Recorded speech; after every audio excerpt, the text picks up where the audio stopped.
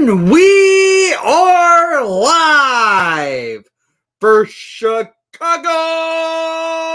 Blackhawks hockey for late night action in Arizona. Logan Cooley, Connor Bedard, battle of two top rookies in the league. This should be an interesting matchup, as the Blackhawks will be without their top defenseman and Alex Vlasic tonight. But Isaac Phillips will be in the lineup as he got caught up for the fact that Vlasic was injured in the last game by a dirty blindside hit from the behind. And we'll see how Phillips does in his season debut. See if everyone gets a notification that I'm live. Put this into group chats.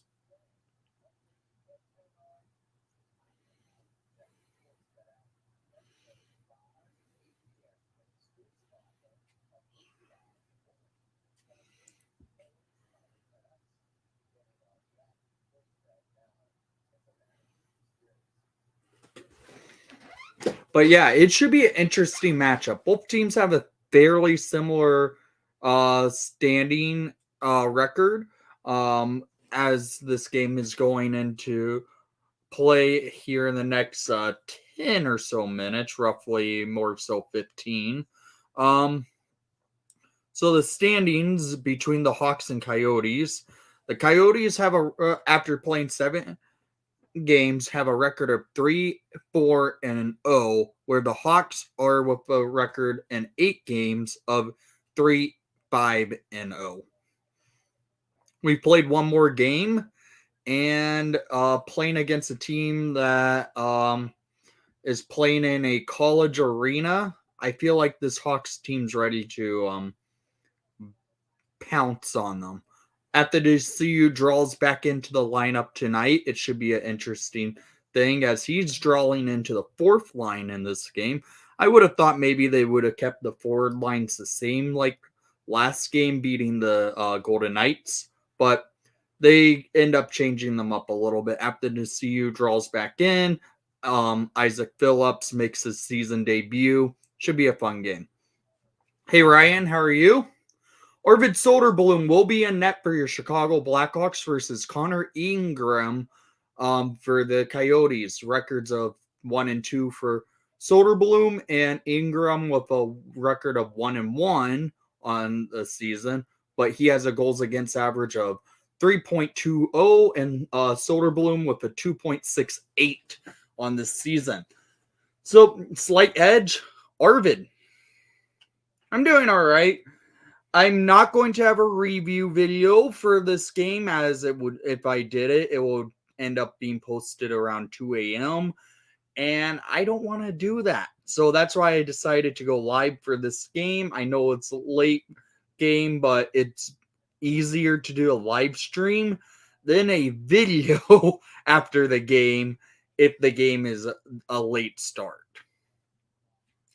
So maybe plan for more late start games. We'll have live streams and then the typical review video, because that's where I'm thinking might roll for it now. I think it's a smarter plan, and it should be fun. I will say this, I'm going to try and figure out how I'm going to do reviews this coming weekend. I will be in Chicago for the Blackhawks Panther game and the Blackhawk Devils game in the United Center. So it will be an interesting time. Thoughts on Adam Johnson? Yeah, it's horrible to see, and it's sad to see. All thoughts go out to the Adam Johnson family, because that is sad to see happen.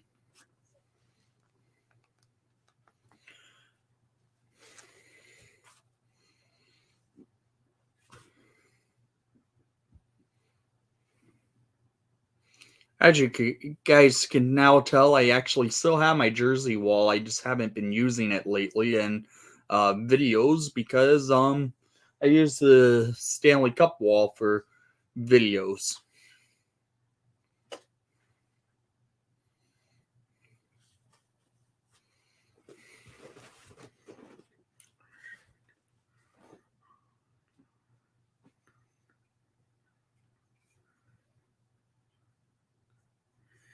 Yeah, I did not watch the video. I know I heard what happened, and I don't intend watching it because I heard it's a scary moment to see play out. So I don't intend watching the play happen. Um and yeah, when I get back on the ice, I'm going to be going full neck. I'm going to start wearing a neck guard. I never wore a neck guard and haven't worn a neck guard really. So I'm going to go neck guard now when I play hockey again.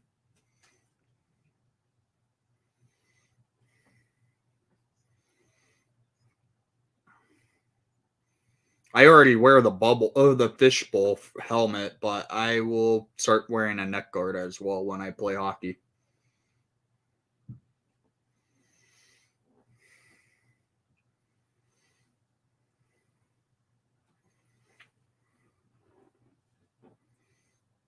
I think that should be a thing that the NHL should consider forcing players should start wearing neck guards. Thoughts on it? Yeah, thoughts go out to his family and friends and teammates.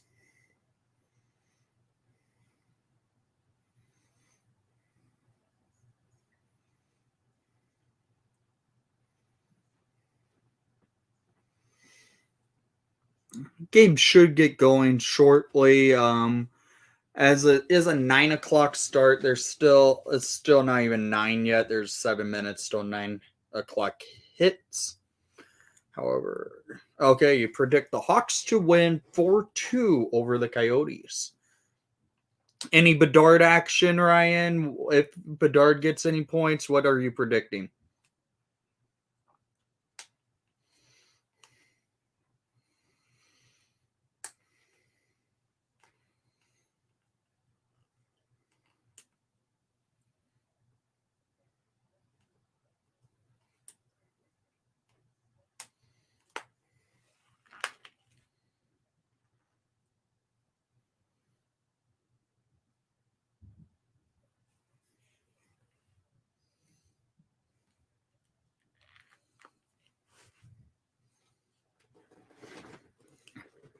Oh yeah, he is better than Cooley. I know they're tied at points, but Bedard actually has more goals. He should have more. He should have actually a lot more like 3 more goals because well, he should have 4 more goals than Cooley because Cooley hasn't scored a single goal yet in the NHL.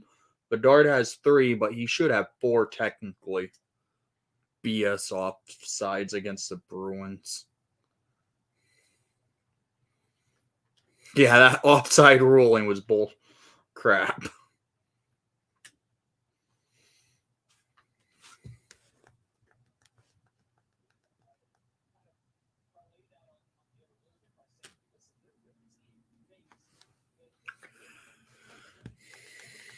Right now, they're talking with Darren Ping on the broadcast.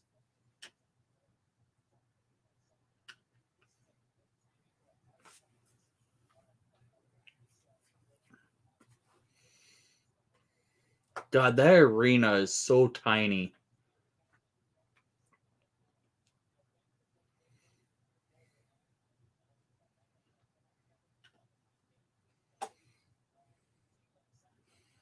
Hey, how are you? I'm doing all right. Getting ready for Blackhawks hockey. Right now, it's in pregame. Interesting. It doesn't look like anyone's at this game in the stands. Yeah, I still can't believe they're letting them play in a college arena. Connor Bedard played in bigger arenas in juniors than this.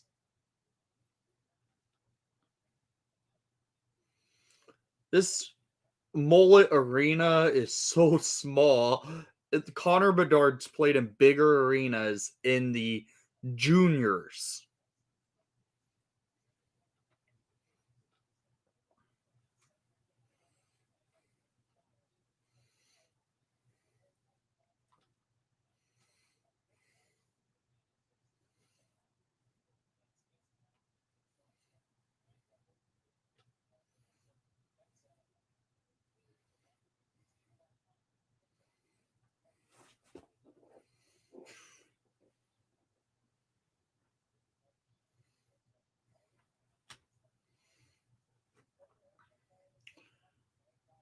I don't know. I haven't talked with anyone yet and see what's going on in their arena situation. I know a few months ago they basically got they got blocked from making a brand new state of the art arena in Tempe, where Tempe decided to keep a dump over arena. Kind of that just adds to it.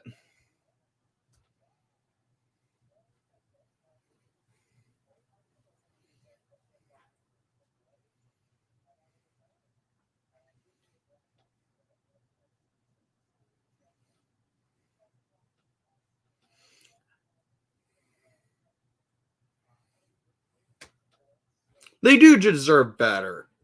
I do feel bad for their fans, but it's to a point where it's almost can be comical at some points. I feel bad for their fans. Their fans do deserve better, but it just doesn't seem like they um get anything. It seems like it never is good for that franchise. They have a bunch of good players like Clayton Keller, of course Logan Cooley, Nick Schmaltz is good. They have good players. It's just the fact the team doesn't spin to the cap floor. The way they get to the cap floor is taking on dead cap space and just not using LTIR.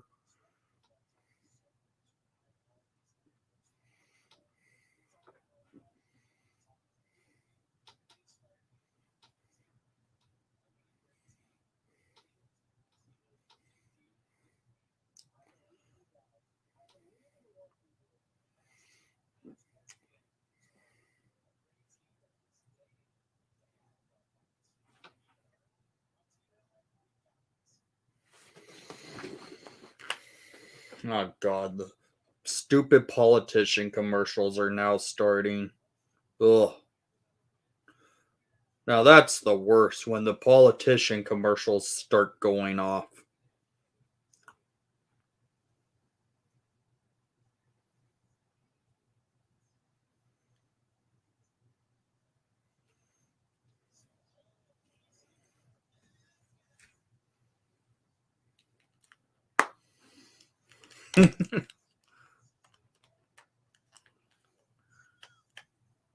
They're annoying. They suck.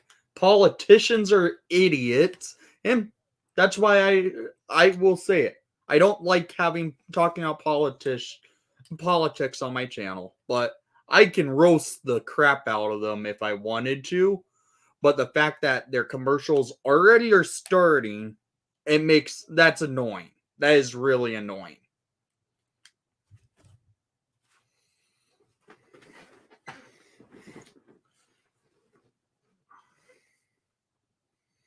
Politician commercials are annoying. That's what I have to say. Might even be more annoying than those stupid Burger King commercials. The Burger King commercials are pretty annoying too, so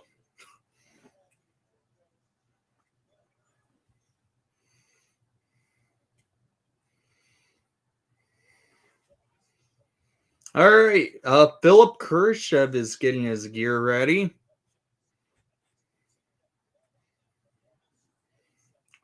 I'm thinking of getting a road jersey when I go up to the up to Chicago this weekend for the Hawks games I'm going to. If I get one, do I get a name and number on it? If so, who? I'm thinking Connor Murphy, maybe Bedard, maybe Korchinski, but I'm really wanting to get a Murphy jersey in my collection. So I'm really thinking a Murph might be it. What's my prediction for tonight? I don't give predictions, Luke. The reason why I don't want to jinx the game.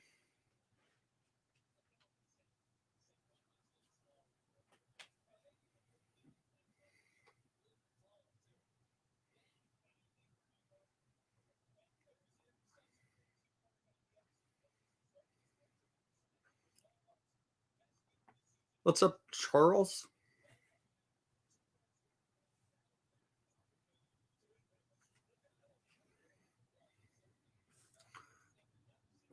Yeah. So Luke, if you want to give a prediction, go ahead. The reason why I don't like doing it, I feel like I'm going to jinx the Blackhawks in the game. So I'm like superstitious that way. I will just say this. I'm hoping to see maybe a Connor Bedard Hattie, but that's about it. Do I have NHL 24? I do have NHL 24, but right now I've been playing a lot of the new Spider-Man game, the Spider-Man 2 on PlayStation 5. Much more entertaining playing the Spider-Man game over the NHL game, which is just the same game every year, it feels like, but Connor Bedard's now on the Blackhawks.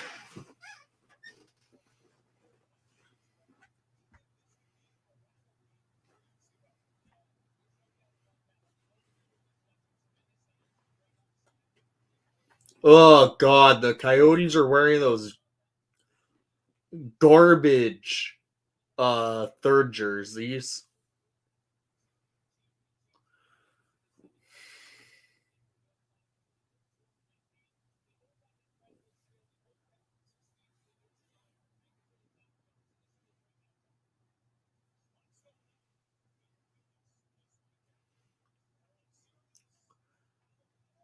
Um I do remember you, yeah. It's just been a while since you've been on the stream. It's in chat.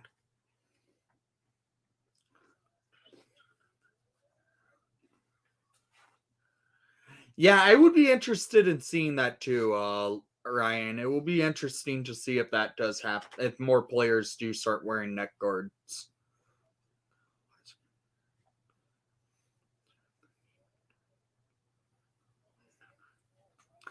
Yes, I can see Connor Bedard get at least one tonight. That's about it. I'm not jinxing it. I'm hitting wood. I'm just saying I hope I really more so hope to see him get at least one goal, maybe more points. And I forgot to grab it. Let me what's up, Chuck? Let me go grab my thing for this game to kind of set us up for goal actions.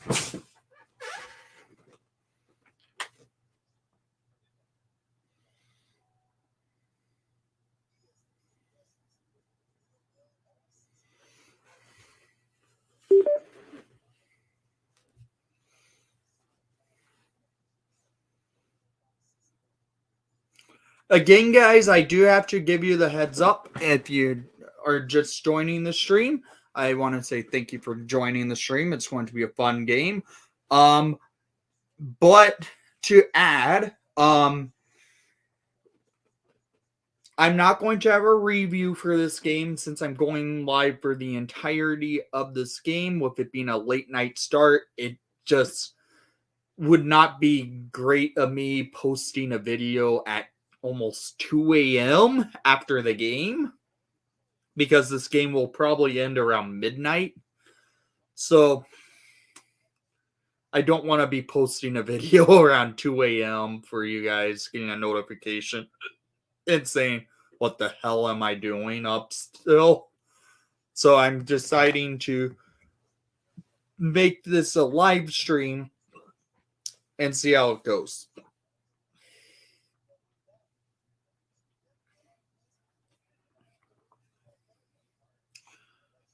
Should be getting ready to start the game here. I'm guessing it's the happening right now is the national anthem in Arizona. Oh.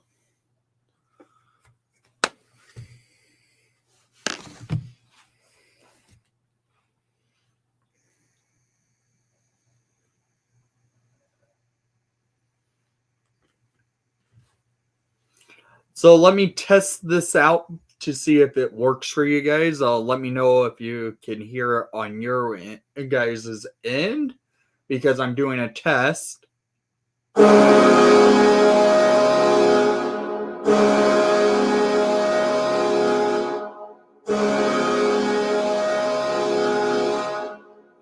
Okay, is the goal horn working for you guys? Please let me know in the chat. Because if there's a goal, we'll have the horn go off.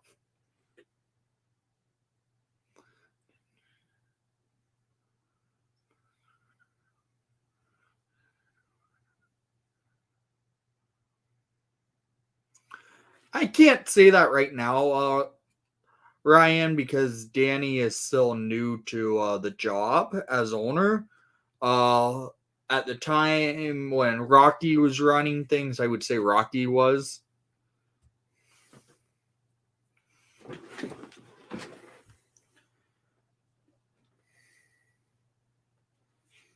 So the goal horn is loud and clear. Good to hear.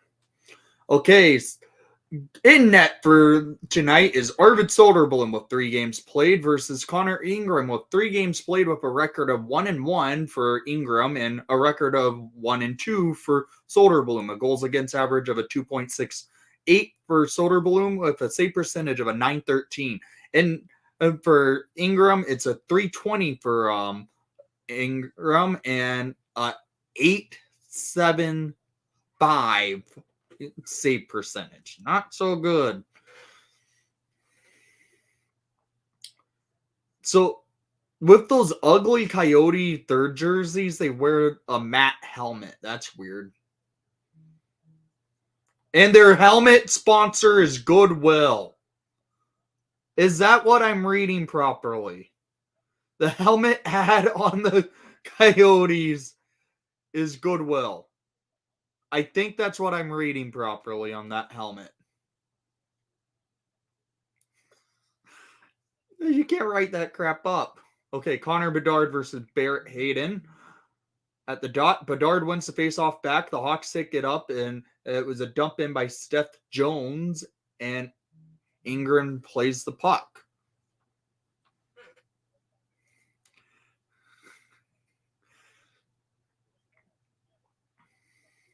Kevin Korchinski on a D pair with Steph Jones.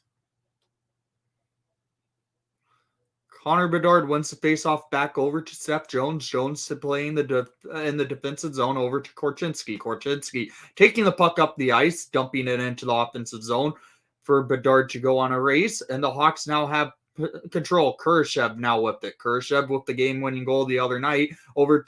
And now Korchinski. Korchinski feeds it to Bedard and scores! Connor Bedard! Hawks lead 1-0 early in the game. Kevin Korchinski to Connor Bedard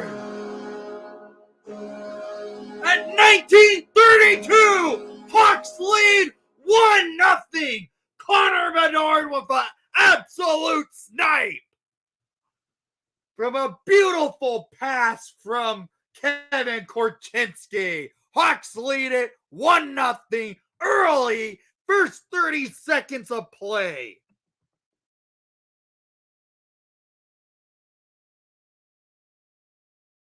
That's a way to get a game going. Let's go. Oh, it didn't post. There it is. Score is now on the board. Connor Bedard with a rocket. Hawks lead it 1-0 early. First 27 seconds of play. Now it's Connor Murphy in the defensive zone. Plays it to Isaac Phillips, making his season debut for the Hawks. Hawks lose control. It's now the Coyotes moving the puck around in the Hawks defensive zone. And the puck is loose. And now Taylor Radish comes up with it to dump it down the ice. And the Coyotes settle things down in their defensive zone. 18:51 remaining in the first period. Hawks lead 1-0 by a rocket from Connor Bedard. It's now Jared Tenorti gets the iced puck from the Coyotes. That's a great way to start the game, guys. I was saying this, Nimmer. I do think probably we start seeing the neck guards get more and more phased in the league. I hope it would be a smart move. Ryan Donato at the dot, and it's the Hawks in the offensive zone for this one. Donato wins it back. Hawks to Nordy dumps it in. McBain with it. Hawks Tyler Johnson. Johnson getting checked off the puck. Donato loses control. Donato tries to feed it up the slot, and now Kaiser tries to defend the puck. Hawks now go back into the defensive zone with it as the Coyotes moved it down. Tenorti plays the puck over to Kaiser. Kaiser tried to wrap it on the ice. Now the Coyotes with a shot that goes wide. Tyler Johnson on a 3-on-1. Johnson going up, looking, fires, and a save by Ingram. Now the Coyotes have control, taking it down the ice. It's a 2-on-1 for the Coyotes. Tyler Johnson gets back there in time to help defend. Coyotes now have control at neutral zone. And they, with a shot made, say, by Soderblom. Hawks now lose control again. Coyotes keep pressing. Hayden plays the puck up. McBain, no, that was Cooley. Cooley with the shot that went wide and got an assist off a goal that went in by Paul. It's 1-1 game. Quick start game.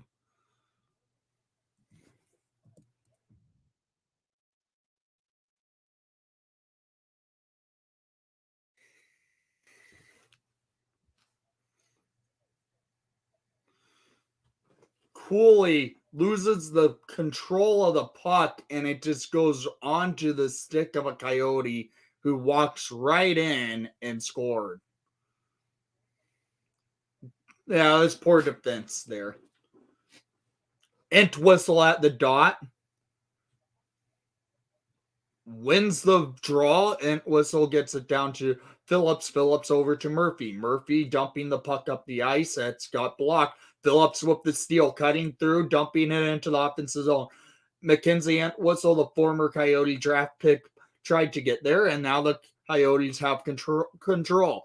Schmaltz with it. Schmaltz moves the puck and gets control for the Coyotes. Keller over, and a block that went wide. Now the Coyotes keep pressing. It's a first line versus fourth line matchup. And after the CU clears. Schmaltz looking across the ice. And Keller shoots it wide. With a looked like a toe save by Soderblom. 16:50 remaining in the first period. It's a 1-1 game. Connor Bedard got the scoring opening in the first 27 seconds of play. And Carcone tied it up about 3 minutes later.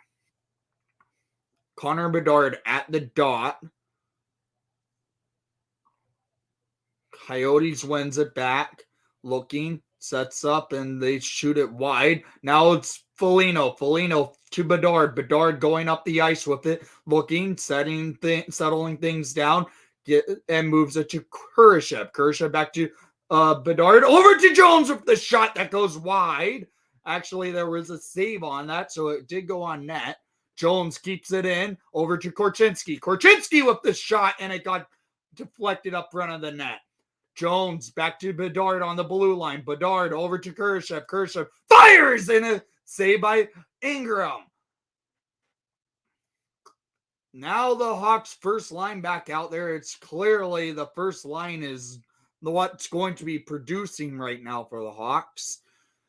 Shots on net, 4-3 Chicago. 1-1 game, 15:55 remaining. Hawks back on the rush. It's Dickinson. Dickinson in the offensive zone with the puck, settling things down, waiting for Reichel. Reichel couldn't get there. Dickinson getting checked again off the puck. It's now Kaiser. Kaiser tried to feed the puck down the ice. Dickinson got a high stick and no call. Coyotes, Mancini looking. Marcelli, my bad. I don't know why I said Mancini. Okay, Corey Perry with the puck.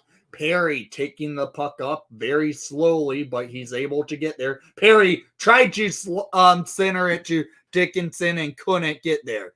Carcone looking, setting up, getting checked by Murphy. Perry trying to battle for that puck against Cooley. No, that's not Cooley. That was McBain. The Coyotes now with it. These Coyotes uniforms suck. Uh-oh. The Coyotes keep pressing. Big save by Soderblom. Perry clears the puck down the ice. That's going to not be far enough for icing. Ryan Donato out there.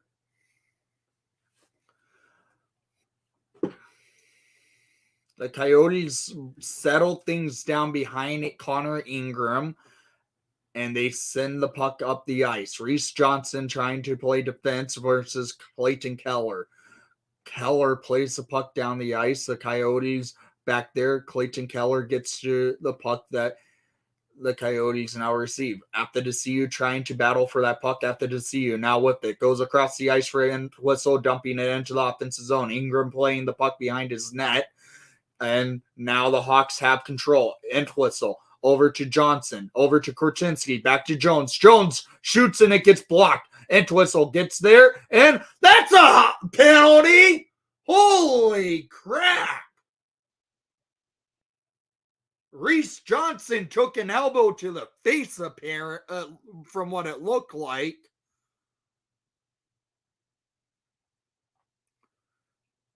Let's see what happened. Yeah, that should have been a penalty.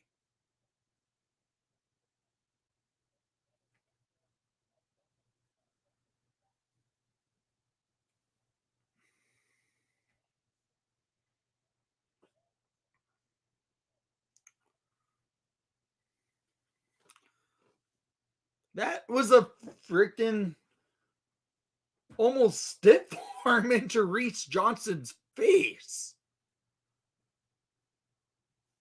That should have been interference.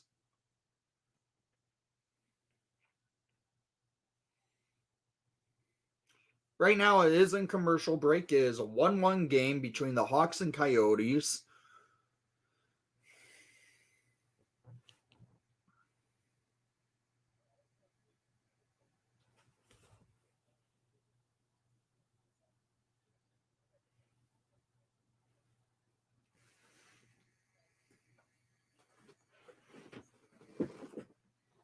And that, I should mention, Connor Bedard's first goal in the white jersey. He officially has a goal in the white jersey.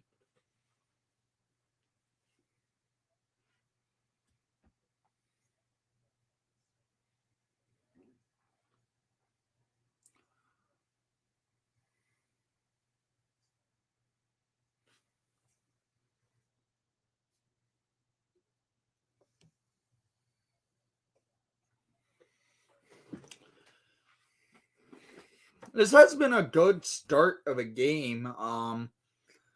Are we going to see a game with no defense? How it started, it looks like that, but it's not so far. Connor Bedard in the offensive zone for face-off. No power play, should have been one, but Bedard loses it to McBain. Now the Hawks have control. It's Kurashev over, loses control, but Jones gets there and a shot, and Foligno almost buried it. Hawks now have control again. Jones to Kurashev to Bedard, back to Korchinski. Korchinski fires and it gets blocked. Kurashev getting checked at the hash mark.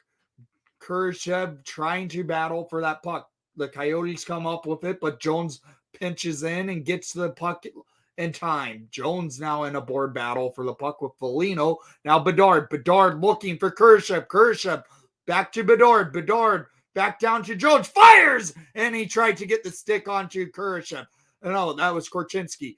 Kurashev getting tripped, and Bedard lays a hit. Hawks have control in the neutral zone now. Arizona playing the puck, and now they settle things down. Hawks get a line change. Coyotes had a line change. Tenorti out there with Kaiser, and the Reichel line is out there for the Hawks. Wyatt Kaiser feeds the puck up the offense into the defensive zone, and now the Coyotes stole it, nearly having a scoring opportunity, failed. Dickinson with a hit that got the puck loose, and the Hawks clear it down into the Hawks offensive zone. Coyotes have control. It's now Arizona in their defensive zone setting things up to make an outlet. Reichel tried to steal, and Reichel now comes off for a line change. It's Kaiser in the defensive zone over to Tenorti. Tenorti dumping the puck up the ice. Hawks lose control. Arizona... Holy crap. It's now Donato. Donato at center ice. Donato getting checked, and the Coyotes battling. Perry for Donato! Oh, he had a wide open net and misses. Now it's Phillips. Fires! And it was blocked up front of the net. Now the Coyotes press and dump it down the ice, and that should be further enough for icing. Man! As you can tell, I'm trying my best with this play-by-play. I'm still not quite good with the Coyotes names. I haven't watched a Coyote game all season, so I'm going to get them in short period of time. Bedard gets chased. Foligno at the faceoff dot. In the offensive zone, Foligno wins the faceoff over to Kurashev for Jones. Fires! And that was saved by Ingram. Kurashev with the shot and a blocker saved by Ingram.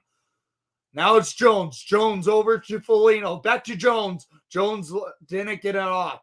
Foligno battling and wraps it around the ice. Now it's the Bedard gets it, but the Coyotes Hayton dumps it into the Hawks defensive zone. Jones battling. Gets it to Korchinski. Korchinski in the defensive zone now with it back to Jones.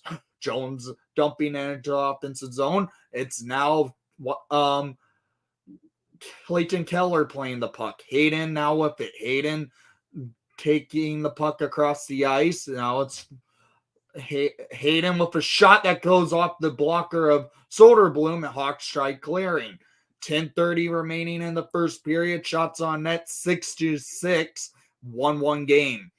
Schmaltz now over to Keller. Keller back, tried to feed it to Hayden. Hayden now over, sets it up for the Coyotes to cycle. Schmaltz with a shot and a stick save by Soderblom. Coyotes keep pressing.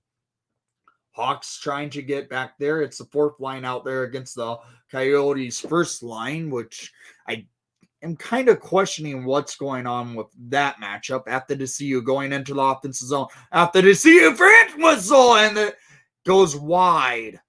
Now the Coyotes try to take the puck up the ice, and And now it's Entwistle in the defensive zone over to Kaiser. Kaiser settling things down, gets it over, sets up for the Hawks on an outlet. Hawks looking in the defensive zone is Dickinson. Dickinson settling things down, waiting for the line changes to complete. Now it's Tenorti to Reichel. Reichel getting checked in the neutral zone. Coyotes now setting it up, moving the puck down the ice, taking a chance here, and the Hawks, Tenorti making a good check to the boards on Cooley. Nice hit by Radish on Cooley. Radish plays the puck over for Dickinson, who doesn't get the puck back off in time. Now it's an icing. Hawks go into the offensive zone for a face-off.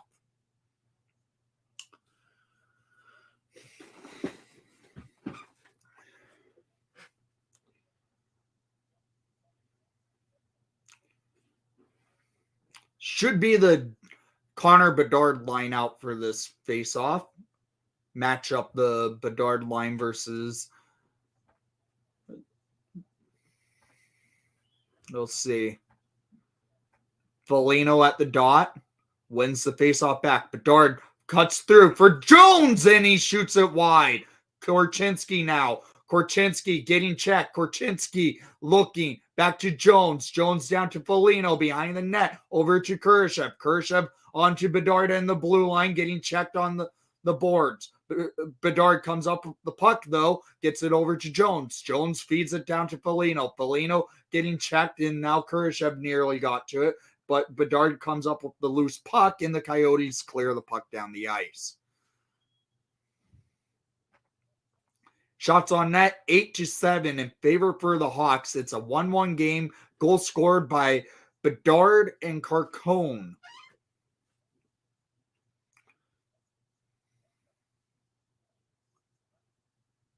All right, the Bedard line stays out. It's Foligno at the faceoff dot in the offensive zone. Foligno wins the faceoff. Bedard tried to play the puck, and he got checked immediately. Jones in the neutral zone now. Jones dumping it up to Foligno. Foligno back, power forward, moving. Bedard got to a loose puck, and Ingram makes a save.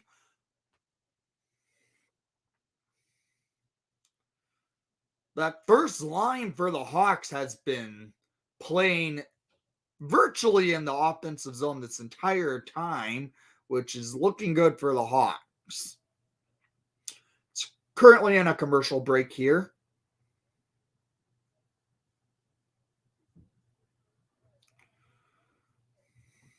Yeah, the first line has been carrying the Hawks. Every other line seemed like they've been either stuck in the neutral zone or the defensive zone. There hasn't really been much opportunity in the offensive zone when, like, any of the other lines have gone out.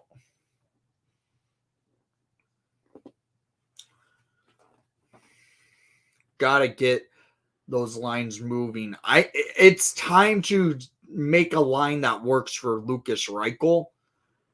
Honestly, it's time to put Reichel on the wing, in my opinion.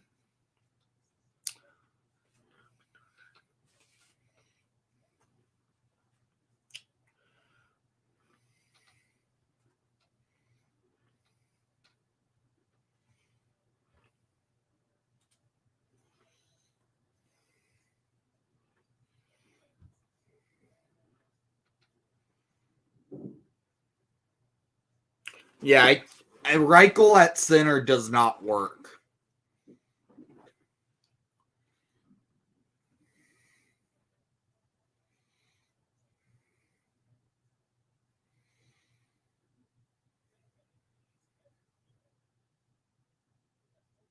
Man, that was a nice snipe by Bedard from that goal. They're showing the goal again for Bedard.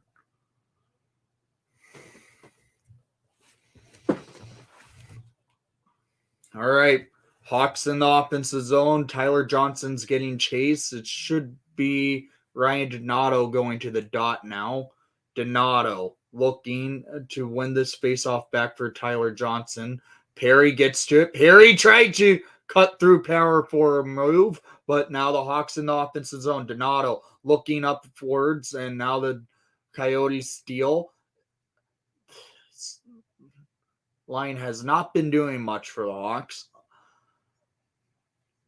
Donato trying to get to the puck. Perry playing the puck, and Donato almost got it on. Schmaltz now with it.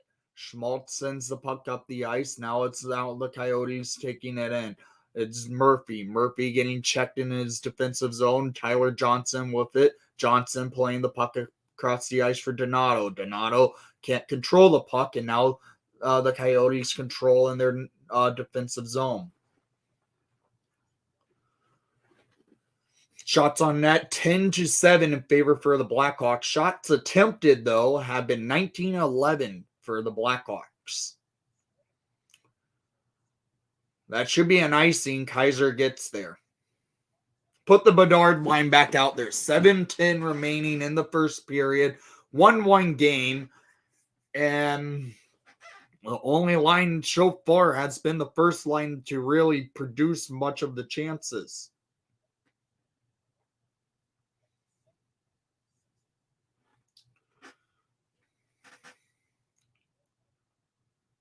Reichel wins the faceoff to Radish, and Radish gets it right into the glove of Ingram.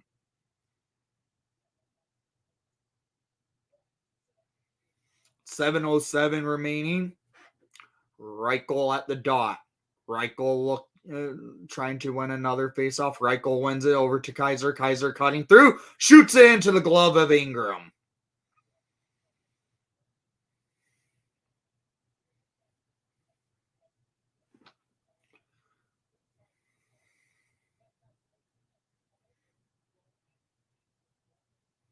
Reichel won 2 in a row on the faceoff now. That's nice to see. Reichel now getting chased. It's now Dickinson. Dickinson looking to win a faceoff, and the Coyotes won it, and they set up to send the puck down the ice. Hawks tried to get there. Now Arizona settling things down in the Hawks defensive zone. Tenorti and Kaiser out there trying to battle for that puck to get it out of the zone. Kaiser comes up with it, tried to feed it across the ice to Dickinson. Dickinson doesn't get there. Now the Coyotes keep pressing. Now it's Kaiser dumping it up the ice. Hawks trying to get to it was Radish. Now, big hit by Jared Tenorti. Tenorti on the blue line lays a massive hit and now the Hawks.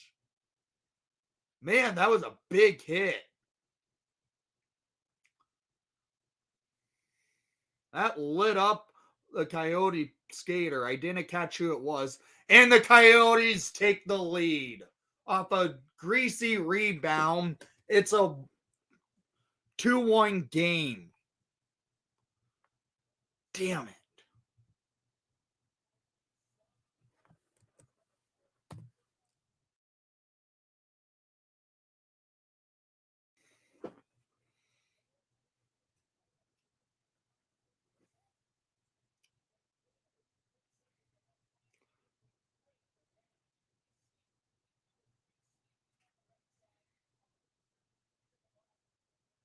Yeah, it was Brown who got the rebound and scored off of Soderblom.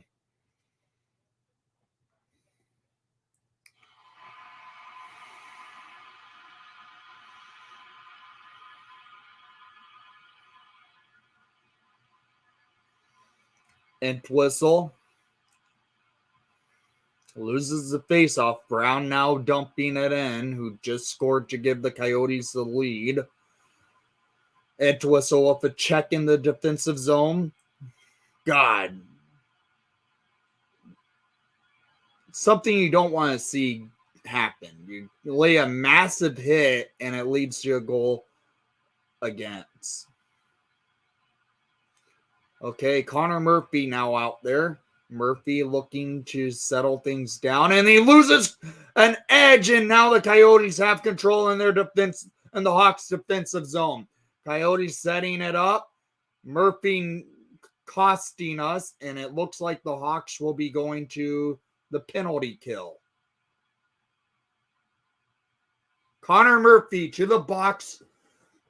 I don't even know why. At 5:23 in the first. That is a bad penalty.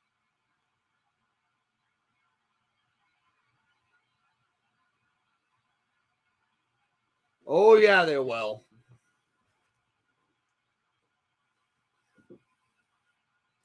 The lines 2 through 4 have been horrendous. The bottom 3 lines have been horrendous. The only line that's really got up to play this game is the first line with Connor Bedard, Foligno, and Kurashev. That's it. The second, third, and fourth line have been horrendous.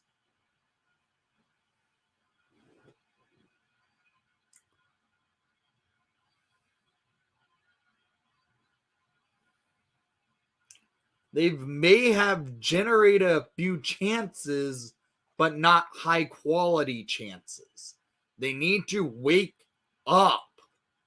Losing to the Coyotes the way they are is not good. You're out shooting the Coyotes mainly because the first line has been the only one to produce any opportunities for the Hawks to score.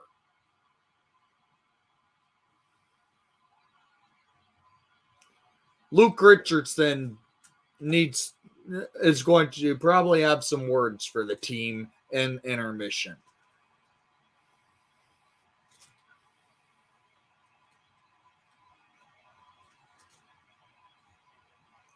$0 right now. Yeah, we do need Vlasic. That's a BS penalty. God. They called the tripping on Murphy on Cooley when Murphy lost an edge and Cooley decided to skate over Murphy. That's a dumb penalty. All right. It's Dickinson now with it. Dickinson taking the puck up the ice. Tried to feed it across the ice to Foligno. He couldn't. It's 141 remaining on the penalty kill. Keller looking, setting things up down the ice. Sets back down to Keller. Keller shoots it wide. Cooley couldn't get there. Foligno comes out for the change. Hawks leave Kaiser, Jones out there. It's now Reese, Johnson, and Radish out there for the PK. Johnson gets it, and Kaiser clears it. Played off a high stick and no whistle called. Oh, now there's the whistle.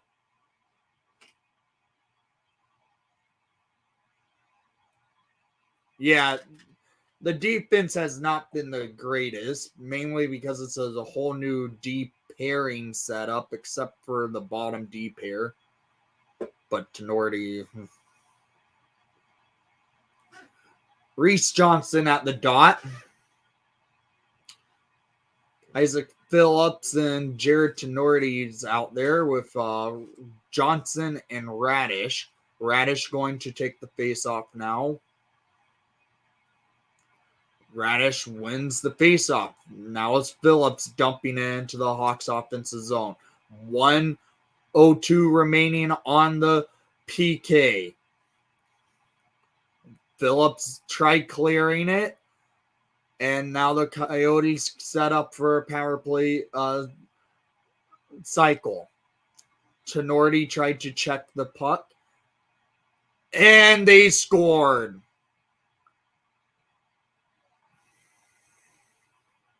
It's 3-1 Coyotes with 4:05 remaining in the first. Carcone with his second of the game. This is brutal.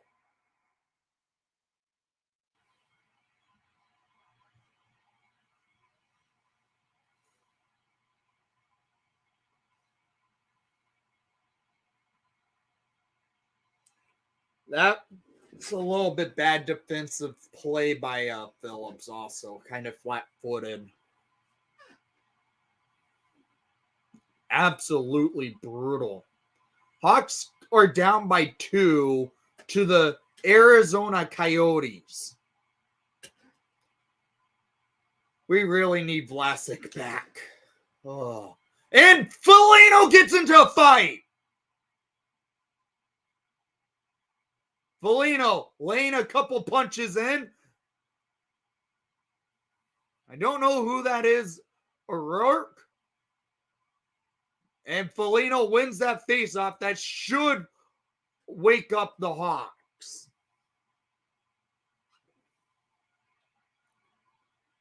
And Foligno's jersey got ripped in that fight. Okay. Going to the locker rooms for repairs. O'Brien was who Foligno fought.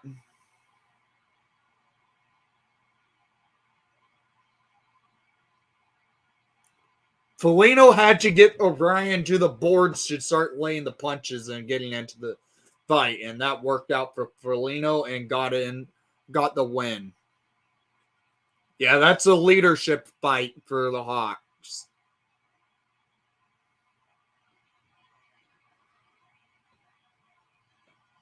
That was a wake-up fight. And why are we in the defensive zone now? It should be a neutral zone face-off. The fight was in the neutral zone. It should be a neutral zone face-off. These refs are garbage. Reichel at the face-off dot.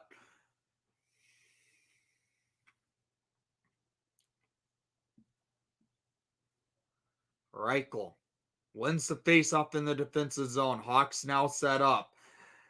Reichel can't get there. It's now Hawks in the defensive zone. Steph Jones. Jones playing the puck up the ice for Dickinson. Dickinson can't get there. Hawks now playing defensive again at 3:42 in the first period. God, and they're losing by 2.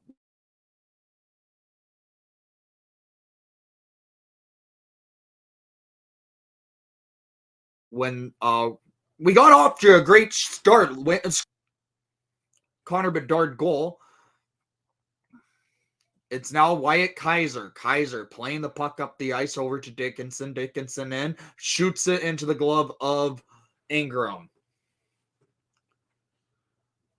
These refs have been brutal tonight. They've missed calls on the Coyotes. Murphy got a BS penalty that shouldn't have been a penalty because Cooley skated over him and dove. Okay, Tenorti steals, taking it in. Tenorti cutting through, and now the Hawks try to get some offensive zone time. They don't. After the CU can't get there. Cooley steals, taking the puck into the Hawks defensive zone. Kaiser laying a check on Cooley. Hawks now come up with it. It's Entwistle. Over to... No, that's Bedard. Bedard's out there with after the CU. Okay. After the CU, Bedard and Kurashev currently out there since Foligno is serving a 5-minute major for fighting. And the Coyotes had a chance there to score, and a whistle was blown.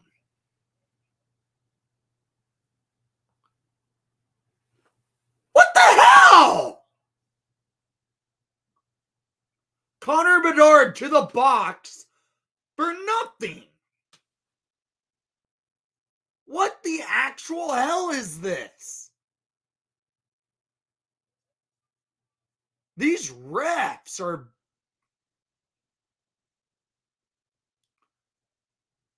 Oh, that's a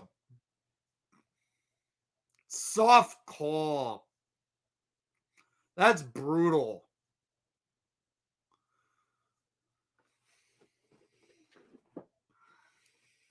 Oh, and now they are chasing the Hawks out of the faceoff dot with Entwistle, and now it's Reese Johnson taking the faceoff. 2:29 remaining in the first period. This period's brought to you by garbage, because that's how this has gone out to play. Coyotes getting away with absolutely soft calls, and Hawks are not getting any reward from it.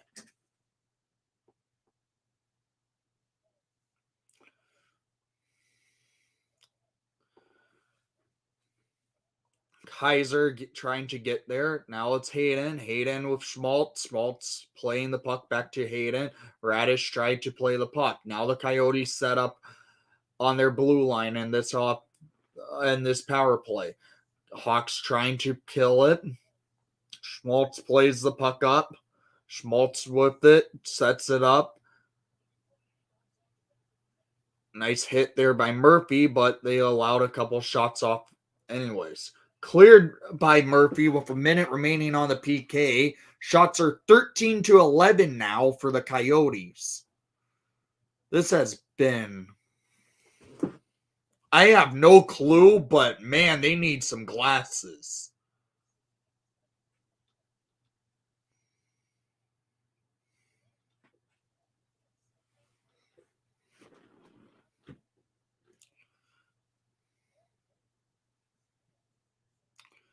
Coyotes now playing the puck into the Hawks defensive zone. 29 seconds remaining on the penalty kill. Let me look in intermission. I will look up who's the officials this game because man, it's been not good.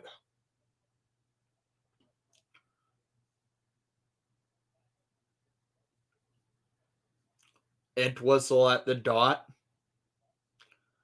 Wins the face-off. Hawks setting up, and it's Steph Jones looking to clear.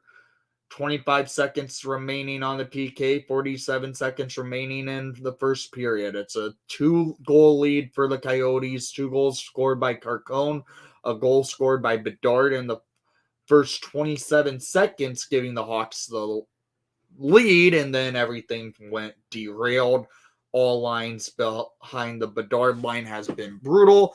25 seconds remaining in the first period. Bedard's out of the box. Now it's Murphy. Murphy back over to Phillips. Phillips taking the puck up the ice. Phillips dumping it into the Hawks offensive zone. Hawks can't get there. It's Bedard now. Bedard in the offensive zone feeds it to Murphy. Murphy with the shot and a save by Ingram. Now it's Donato back to Murphy with the shot, and that is the end of the period. It's 3-1 Coyotes after 1. This has been a brutal period of play. It's Dan O'Rourke, really. That explains it.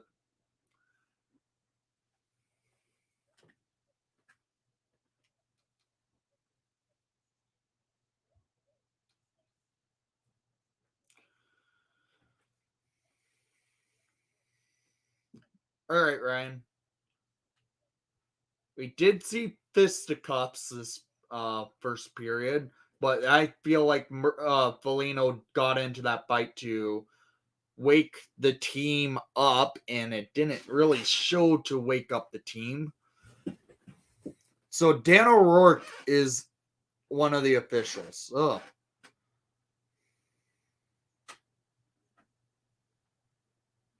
And Brandon... Now, that's a rep I haven't really heard much of.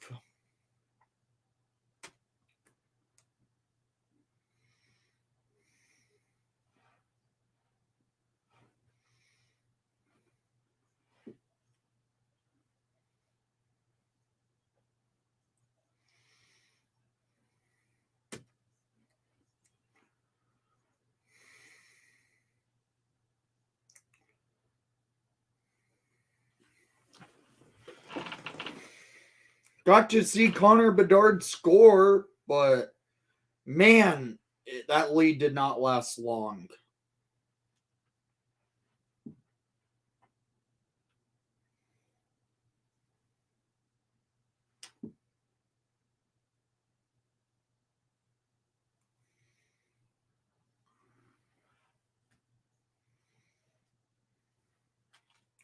Here's what Ben Pope tweeted.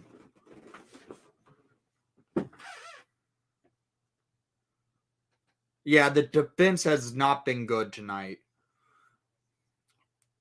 Ben Pope tweeted out, shots attempted 22-18 in favor for the Blackhawks.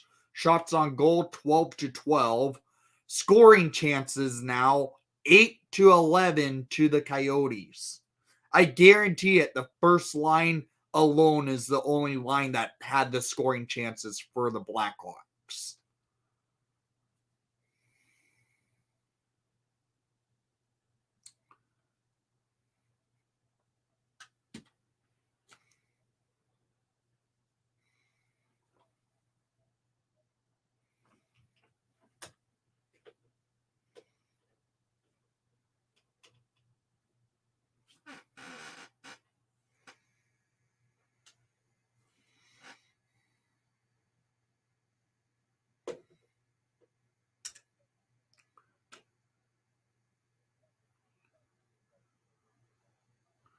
Okay.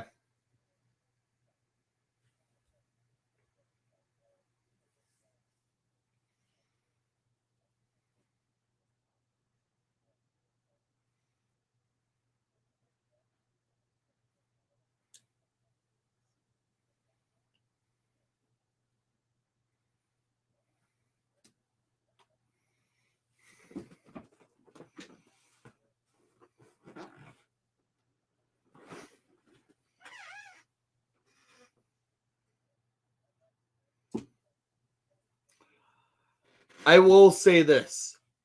Luke Richardson better change up the bottom three lines from the Reichel line down to the Entwistle line. They're not working. It's time to change them up and light a fire under them because they have been brutal. The only line that's really shown up to play has been the Bedard line.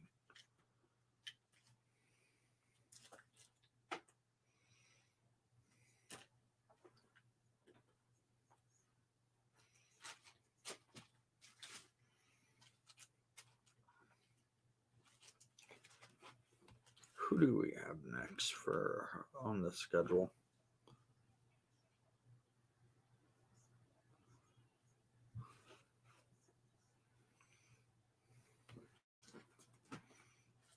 I really do not like the new NHL app. Phillips has really not been that good tonight, Brian. He has not really. He's been out on the ice for I think all three of the goals. Let me check for you though. But Phillips really has not had a good game. I believe he's a minus.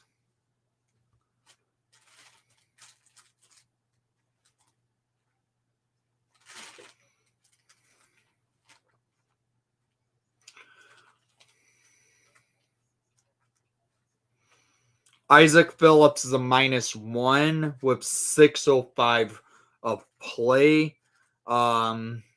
He's really not had a good first period. I know my plus minus is a stupid stat, but I can tell you this: he really has been stuck a lot when it comes to the defensive zone, and he has not looked fully engaged properly. He looks kind of like I'm in the NHL and kind of looks kind of lost right now.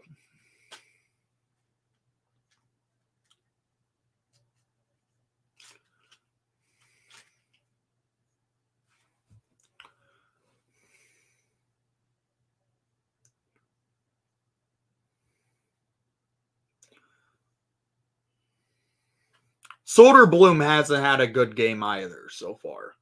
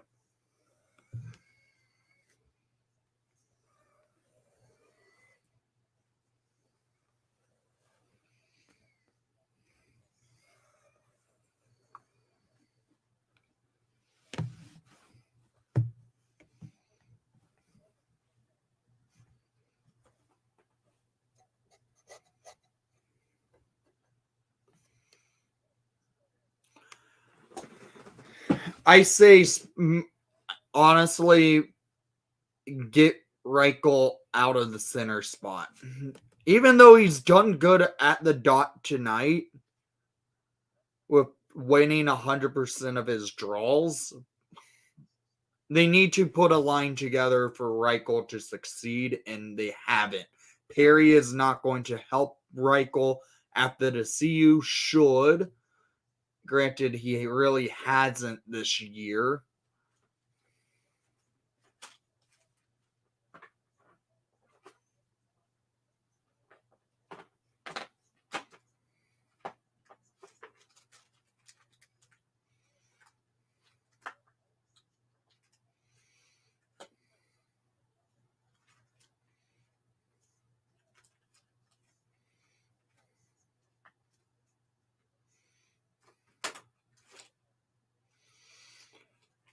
Volino should be out of the box after the next whistle, I would assume. Maybe. Because he has about a minute left to serve for his 5-minute fighting. So he'll be back on the Bedard line. But that fight clearly was to get the team into the game again. But it didn't truly work out that way.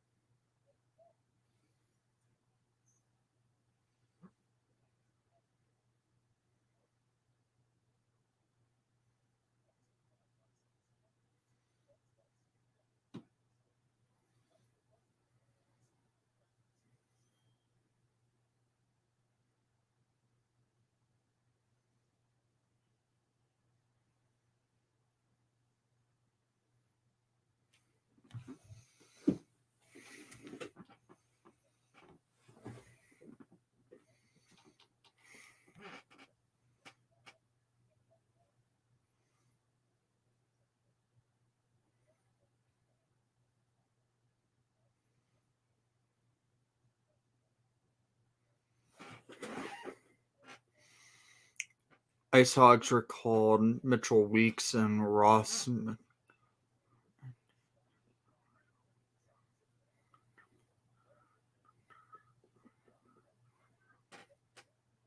Oh, what happened to Marcel? I didn't realize he was injured.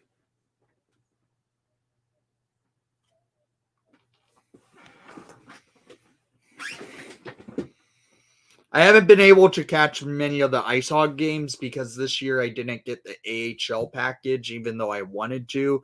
I didn't. I couldn't justify paying to get it this year.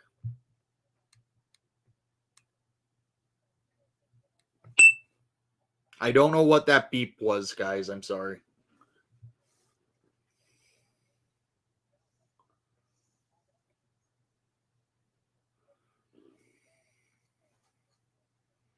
Okay. Oh, yeah, he was hurt at the end of preseason, wasn't he?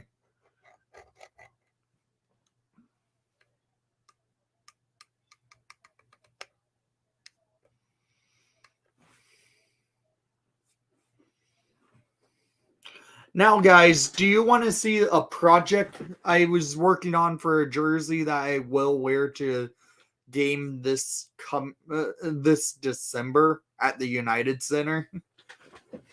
I'll go grab it for you.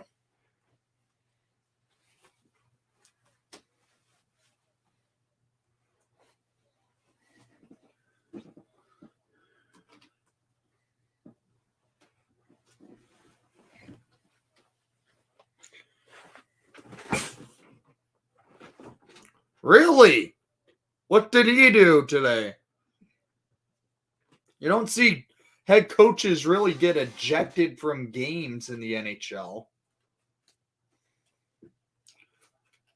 So I have this jersey, like jersey shirt thing I got from, it's a Voco brand. I got this at the Blackhawks season ticket event for their yard sale where everything was on clearance. I got this. As you can see, I put a number on it. It's a 00, and that's that sleeve number. And that's that sleeve number. What jersey am I wearing right now? This is my Brent Seabrook Winter Classic turned third. This is technically not a Winter Classic since it doesn't have the patch and doesn't have the Makita patch. So this is technically third jersey. And that's what this jersey is. But I made a Clark Griswold ugly Christmas sweater Hawks jersey. And this thing will be worn at the United Center next month. It's ugly. It's perfectly ugly in all its magic. With the bell number on the sleeve and the Christmas tree number on this sleeve and the candy cane print on the back. So that's this jersey I've been working on as a customization.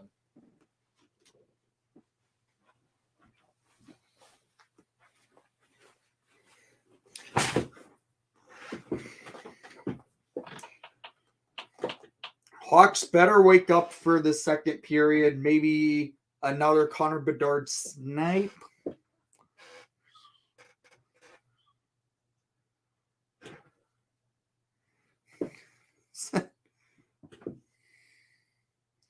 Yeah, I can't wait to wear that at the United Center next month. I'm considering it next month already because like December next month already since there's 1 day left of October. So it's kind of fair to say next month. And guys, for those of you that are in the stream, I will say this right on this wall and come after I will start decorating the background for the Christmas time. And I will have a Blackhawks Christmas tree this year in the background.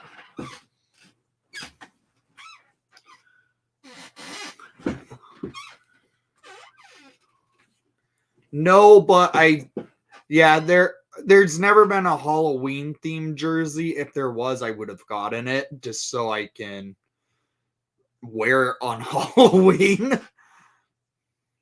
But no, they've never had a Halloween themed jersey.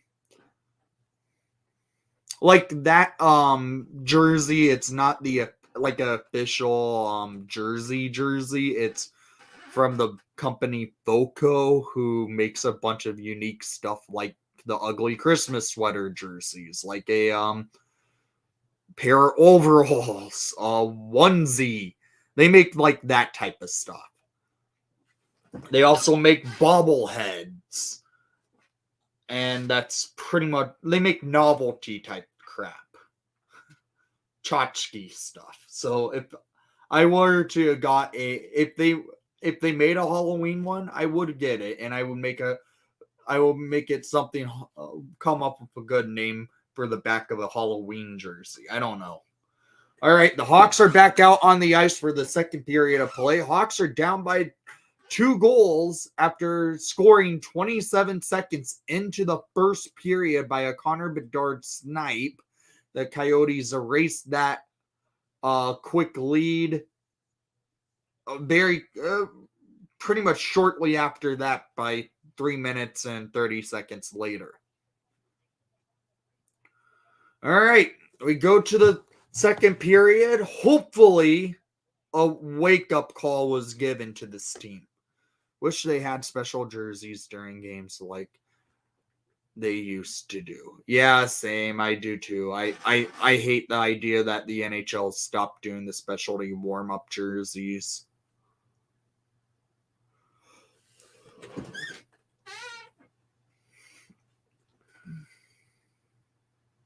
Oh, Foligno really gave that guy a busted eye and hit the fight. Foligno is still chirping back at O'Brien. They're in the penalty boxes right now. Connor Bedard at the faceoff dot versus Nick Bustad.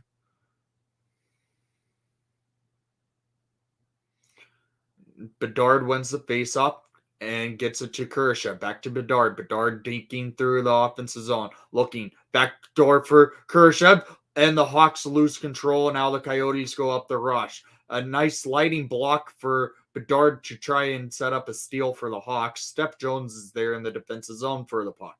Jones playing the puck over to Korchinski. Korchinski back to Jones. Jones to Kurashev. Kurashev couldn't get it back to Bedard. Now it's Marcelli sending the puck across the ice for the Hawks Soderblom to make a save. Logan Cooley now with the puck, setting up the Coyotes to cycle. Reichel, Bedard, and Kurashev out there, all out there right now for the Hawks. So Hawks are starting to load up with the offense.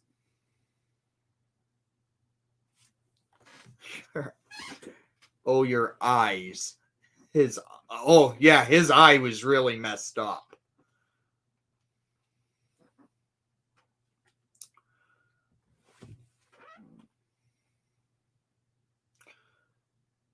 Hawks at the faceoff dot.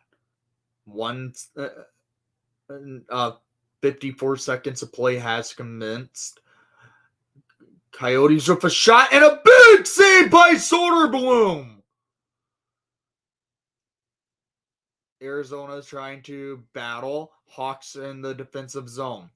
Korchinski can't get there. Jones now does. Korchinski getting checked off the puck and a save by Soderblom on Cooley. Korchinski can't get to the puck again. Arizona keeps pressing. Arizona is pressuring the Hawks into the defensive zone. The Reichel, Bedard, Kurashev line has been out there for 1 minute and 30 seconds already. Not been a good line so far. Bedard now going up the ice, setting up, deking through, cuts through, shoots, and it gets saved by Ingram. Now the Coyotes go on an attack. Hawks trying to defend is Dickinson, Phillips, and Murphy. Phillips with a nice check to get the Hawks to try and exit out of the defensive zone. Phillips with the puck, gets it up to center ice. Now the Coyotes, Hayden playing the puck across the ice, but Dickinson had his back skate and blocked it. Murphy getting checked, and the Hawks can't control. It's now Clayton Keller. Radish taking the puck over to after to see you with speed over to Radish, and he shot it and went off the stick of Ingram. Now the Hawks have a little press. It's after to see you to Murphy. Fires! And that's blocked up front. Schmaltz now with the puck, clearing the puck down the ice. That should be an icing. Foligno should be coming out of the box now at 17:27 remaining in the first period. Arizona had a few chances on the Hawks in that sequence. The Hawks had a couple chances, but not high quality. They were throwing the puck on net, but now it's time to get momentum swing. Hawks in the offensive zone here. It should be Donato at the dot. Donato wins the faceoff back for Johnson, and it gets saved by Ingram.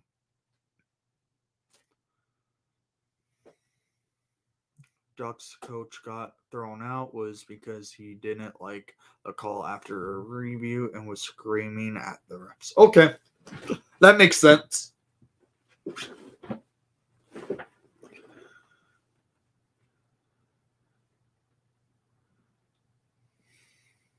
Come on, Donato. Donato at the faceoff dot.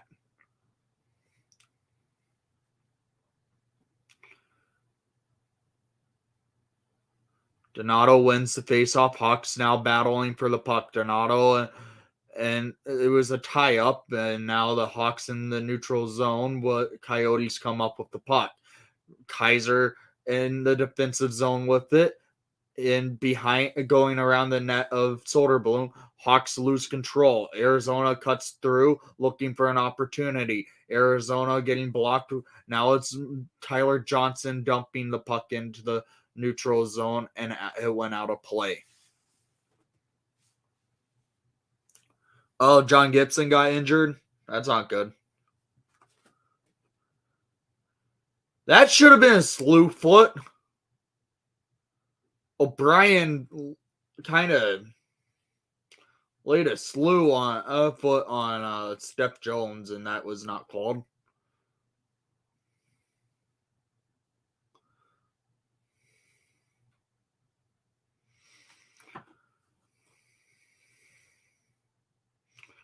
Arizona pressing. Hawks now setting up defensively. Nice stick there by Isaac Phillips, who clears the puck down the ice. Corey Perry in the offensive zone, too slow to get to the puck. Ryan Donato. Donato playing the puck off the boards is Perry. Perry trying to get to there, and the Hawks now are in a board battle. Tyler Johnson playing the puck up to Isaac Phillips. Phillips with the shot, and it was blocked on the shot. Arizona now on an outlet. Looking to go into the Hawks defensive zone was Bustag. Now it's Murphy. Murphy over to Donato. Donato cutting all the way up the ice. Now it's at the DeCu in the offensive zone. After the DeCu doesn't get control as Matt Dumba gain control. After the DeCu getting checked in the offensive zone in a 2-on-1 board battle. It's now Korchinski sets up. Hawks Kaiser tried to play the puck through, and now the Coyotes dump it into the Hawks off defensive zone, and that will be an icing. 15:50 remaining in the second period. Defense has tightened up this period.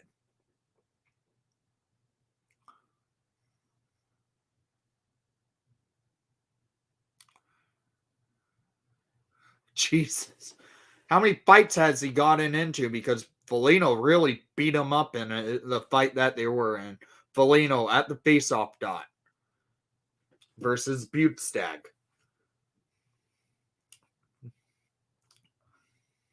Gets chased. It's going to be Kurashev taking the faceoff. Kurashev versus Butstag. Kurashev wins the faceoff to Bedard. Bedard to Jones. Jones to Bedard. Bedard looking. Bedard cutting through. Shoots it, and it gets blocked. Bedard regains control. Settling. Dakes tried to pass it to Jones, and it doesn't get there. It's the Arizona Coyotes press and dump it into the Hawks defensive zone. Korchinski now with it. Going up for a rush is the Hawks. Foligno going up down the ice, and now the Coyotes, Ingram has the puck. Hawks now try to play some offensive zone, but the Coyotes come up with it. Ingram playing the puck again when Bedard was in his doorstep. The Coyotes on a 2-on-1. Steph Jones make a sliding block, and Soderblom made a save. Coyotes come up with it. Oh my God. How did that go in? It's 4-1 Coyotes. And Carcone gets credited for the hat trick. And that is brutal. Like, that went in off the. Did that go in off of Korchinski's? It did. It's 4-1, and somehow this guy Carcone has a hat trick against the Hawks as he threw the puck over the net. It went off the back of Korchinski and behind Soderblom and in. This has been a brutal game. Who the hell is this guy that has a hat trick against the Hawks?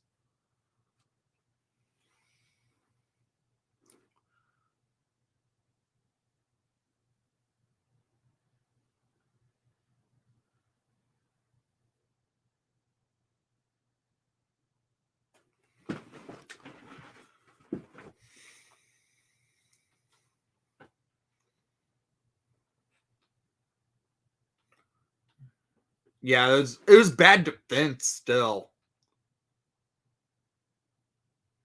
And it was a fluke goal. I thought this game was going to start off very fun when Bedard scored 27 seconds in. Nope.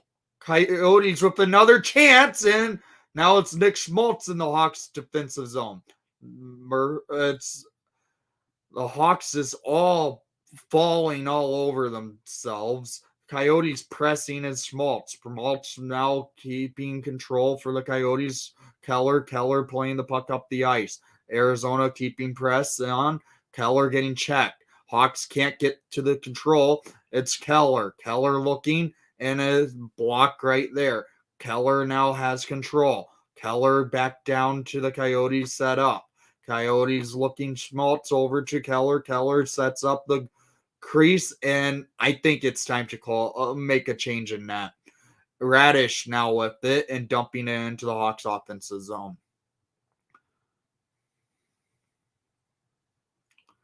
Okay, Donato with the steal at center ice. Donato cutting through. Ingram makes a save. Now the Coyotes come up with the puck again. Tyler Johnson lays a hit. Hawks now leave. It's 5-1! Are you kidding me?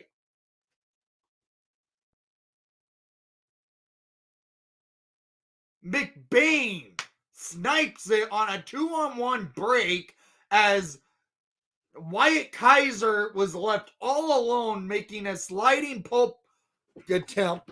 Are you kidding me? Make a change. Soderblom has not been good tonight. The Hawks' defense has been brutal tonight. It's time to make a change in net, Richardson, and make a change on the freaking lines for crying out loud.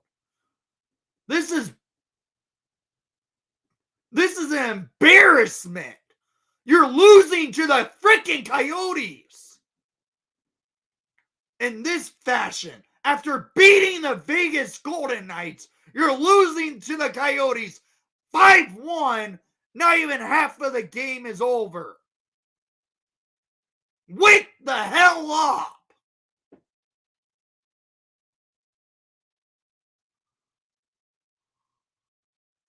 After the CU, 2-on-1, cutting through, and he just throws it into the glove of Ingram. What are you doing after the CU? Oh my God.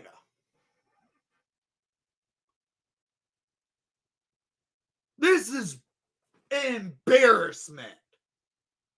This is honestly a disgrace.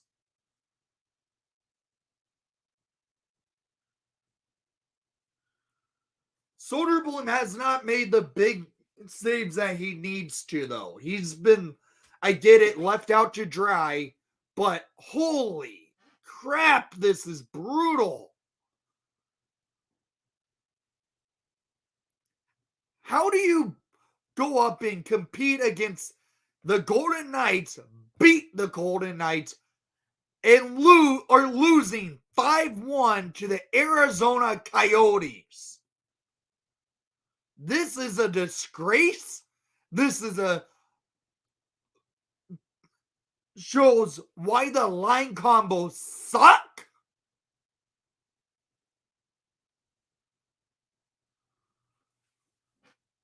Oh my God.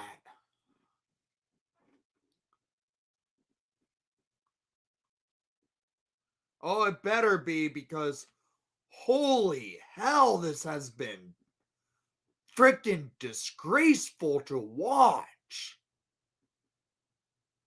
Start out great, and then you blow it, and now the Coyotes have a 5-1 lead over the freaking Blackhawks. What is this? Yeah, it's not even Logan Cooley. He has this one assist. The Hawk, and it's the one guy who I've never really even heard of, has a freaking hat trick against us.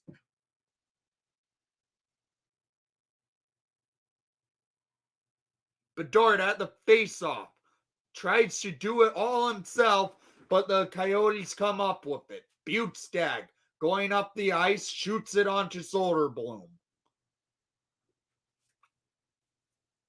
Shots are 18-15 for the Coyotes, now 19-15.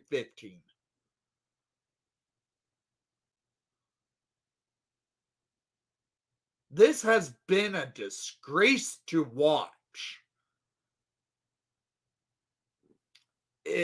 The Hawks just imploded on themselves. Foligno at the faceoff dot loses the faceoff. Coyotes in the Hawks defensive zone sets up for more opportunities to score because they want to run up the score clock clearly.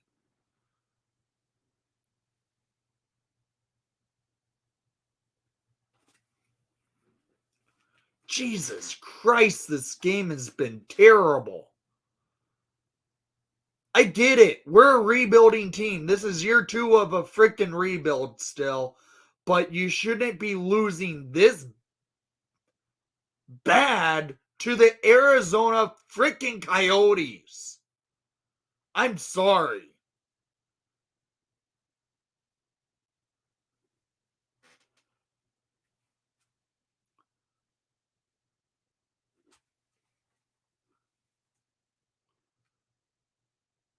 Soderblom really has not made good.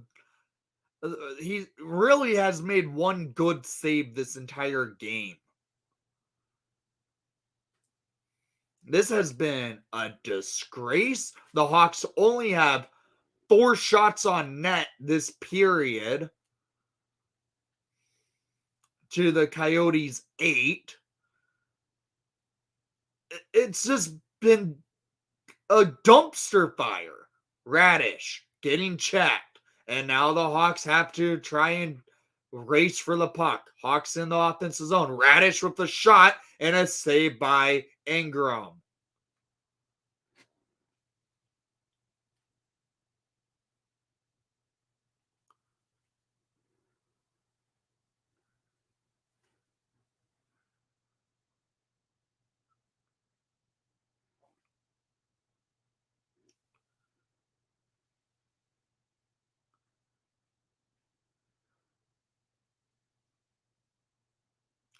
Reichel at the faceoff dot versus McBain. McBain gets tossed.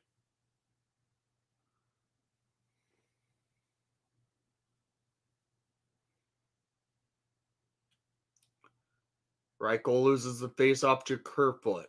Kerfoot now with it, feeds it over to McBain. Hawks can't get to any puck possession because they don't know how to control the puck when it's not the Bedard line. Murphy lays a massive hit on O'Brien, and it appears to be Murphy might be headed to the box. No, that was a clean hit.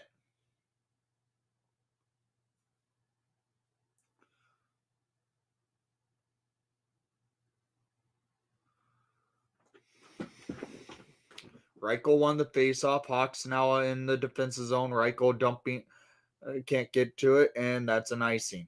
Oh, and Radish is getting chippy at McBain. Oh no, McBrien. O'Brien, my bad. Hawks are yet to have a power play, and it appears to be the Hawks are headed to a power play. Maybe they could do something. Do something on the freaking power play for once. Because holy crap, this game's been a joke. Yeah, O'Brien legit cross-checked Dickinson in the arm and broke his stick while doing so.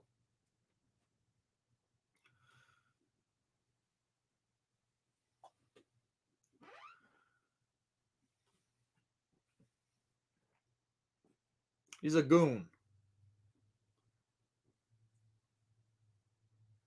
Okay, Foligno is taking the face off. This is an interesting power play setup. Foligno, Perry, Kurashev, Bedard, and Jones on the point. Kurashev battling for the puck against Dumba. Dumba wins the battle. Hawks can't get to the puck, and that goes into the Hawks' offensive zone. Jesus Christ. That's what we get for having the worst power play in the league. Connor Bedard with the puck in the Hawks' defensive zone, going up the rush, taking it into the offensive zone. Deeks through, tried to feed it across the ice. Now it goes to Foligno, over to Jones. Jones to Perry. Perry trying to move the puck back down to Bedard. Bedard looking. Bedard cutting down and tried to go backdoor pass for Kurashev. Kurashev now has it back to Bedard. Bedard to Jones. Jones to Bedard. Bedard looking. Fires! And that goes wide. Now it's Kurashev. Kurashev to Perry. Perry tried to just pass it nowhere. Now it's Bedard down to Perry. Perry cutting through. And Deeks in. And now the Coyotes clear. 1 minute remaining on the Hawks power play. 9:52 remaining in the second period of this terrible game. Hawks are 3 for 31 on the power play this season. Yeah, that's not good. We did score a power play goal last game on a 4-on-3 in overtime. Perry sets up the power play. Kurashev. Kurashev looking backdoor to Jones. Jones on the blue line. Down to Perry. To Foligno. Over to Bedard. Bedard looking. Cuts through for a pass. And now it's Kurashev with the seal. Back to Bedard. Bedard to Kurashev. Kurashev to Jones with the shot. And Foligno tried tipping. Now Jones. Jones tried to pass to Bedard, and Butstad clears it all the way down to the Hawks defensive zone for a chance for them to try and go shorthanded. 8 seconds remaining on the power play. The power play is over. Now it's a 2-on-1 break for the Coyotes. Hawks now, and Coyotes are even strength. Hawks tried clearing. It was Ginordi. Ginordi can't clear because it's, it's Ginordi. And it's 6-1.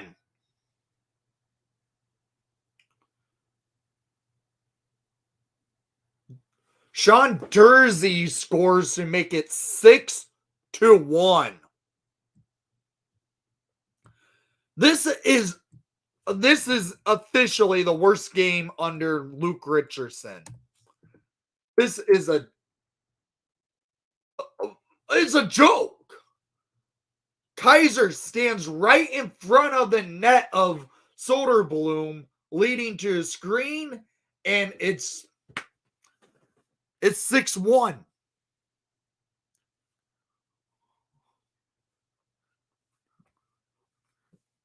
Yeah, I would agree there, Drive.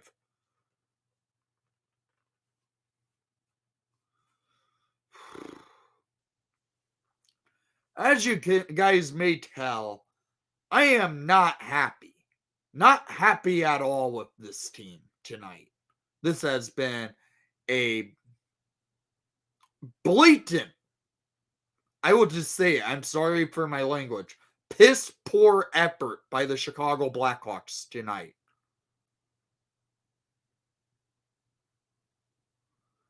The only line that has shown up to even do anything has been the first line tonight. The defense, that doesn't exist in this game. Soderblom really has not had a good game at all. He's made maybe 2 high-quality saves this entire game. The Hawks just have not looked good. After the DCU just takes it into the offensive zone, loses control. Phillips is going to the box now for holding. It's now a power play for the Coyotes. Jesus freaking Christ. Losing Vlasic does this much to us? Clearly. Jesus. 6-1 in. Ooh. I'm sorry, guys. You know me. I rarely try. I try not to be this angry when I'm watching games. But this game is just the most frustrating game of the season. How are you losing 6-1 to the Arizona Coyotes? It's the score has been ran up. And the team just has I don't understand it. I'm I'm calling out Richardson. Why change the forward lines if they were working the other night for this? I don't care. Athanasiu, yeah, he's getting paid to be on the every night roster. I don't care. If you can bench the guy, you win a game. Don't change the offensive lines. I get it. Losing Vlasic, yeah, you had to change the defensive pairing, but the offensive lines should not have been touched. Athanasiu has not been good at all this year.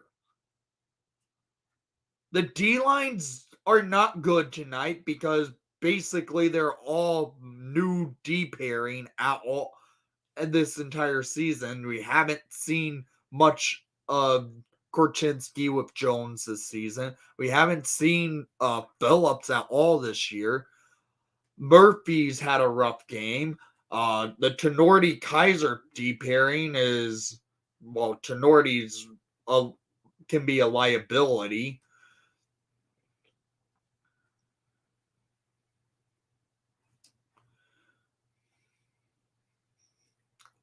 But man, this is a disgrace of how this game is going.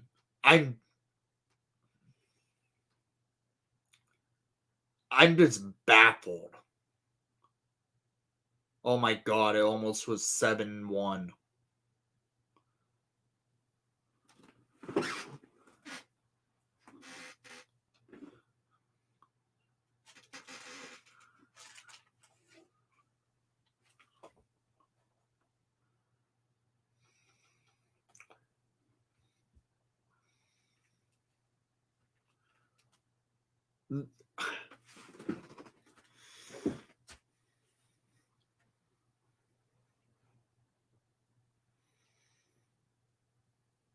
I'm just waiting for it. Just seems like this game's going to be a 10-1 game. How they're playing. I don't understand how Soderblom's still in net after giving up 6 goals. I would have changed goalies already. If he gives up the 7th goal, and he's still in net, Richardson there needs to be some accountability on Richardson. Why is he leaving Soderblom out there to basically dry? This is bad for development, and it's bad for the team altogether. I get it, it's already a loss, but still, Soderblom should have been pulled after the 4th goal.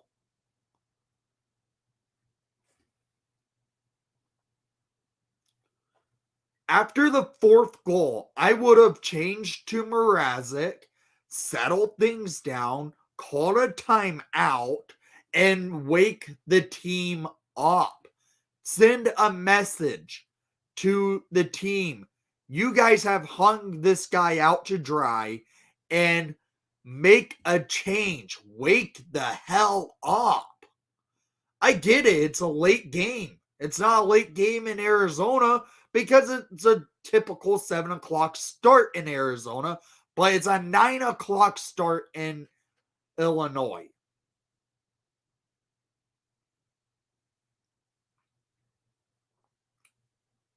Jesus Christ.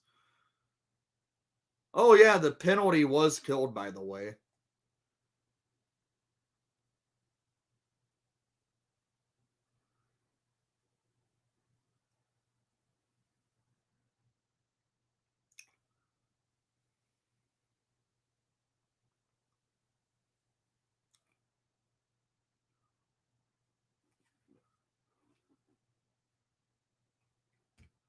Yeah. Tenorti gets the puck, feeds it to, tried to feed it to Foligno, but turns the puck over. Kaiser dumping the puck up the ice. Now it's the Coyotes trying to dump it into the Hawks' offensive zone to run up the score again. McBain shoots it, and that is a kicking goal from O'Brien.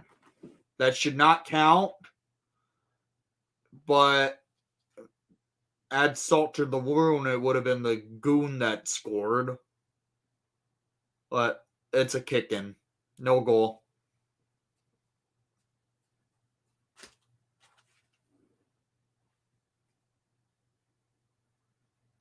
I swear to God, if the Coyotes challenged this,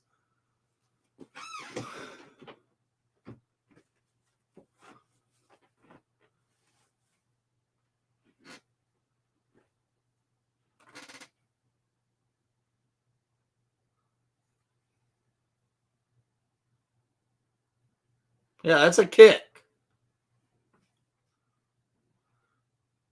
Mrazek is finally coming into net. Oh my God. It's about time. It's about 3 goals too late, roughly. And the Coyotes have challenged the play. It was a kick-in.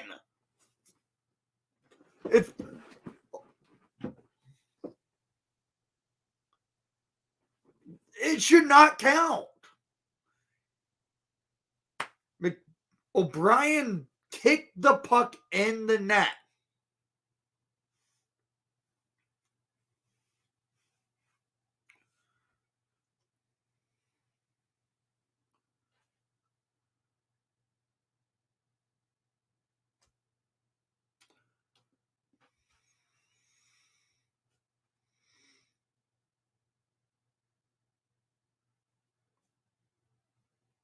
I swear, if they count this as a goal.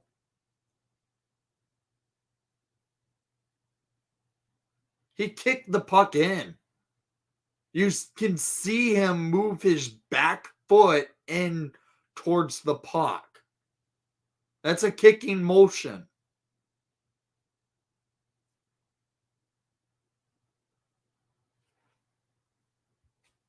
Oh, he did? I didn't see that.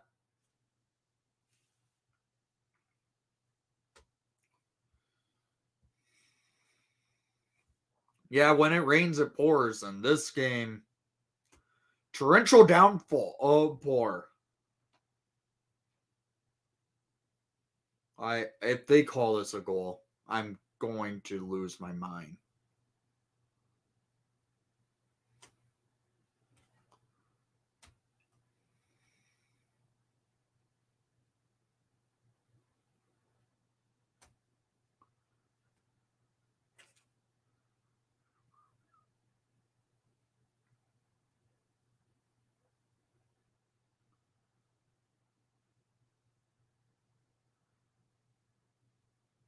They gave him the goal. It's 7-1. There was a kick. Oh my God. He kicked the puck in.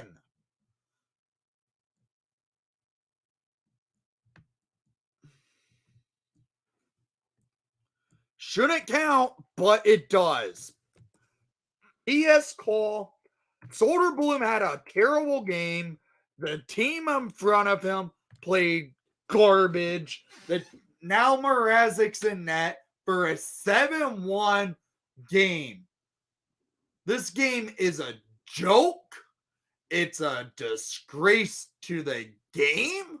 The Hawks look like complete trash. Shots are 22-19 Coyotes. And it's a 7-1 game. You're getting blown out to the freaking Arizona Coyotes 7-1.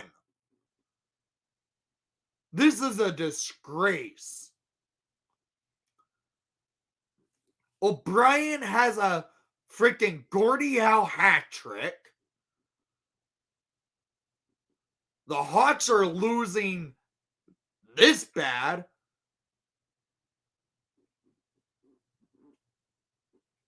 Carcone has a hat trick, who is a guy I really never heard of until tonight.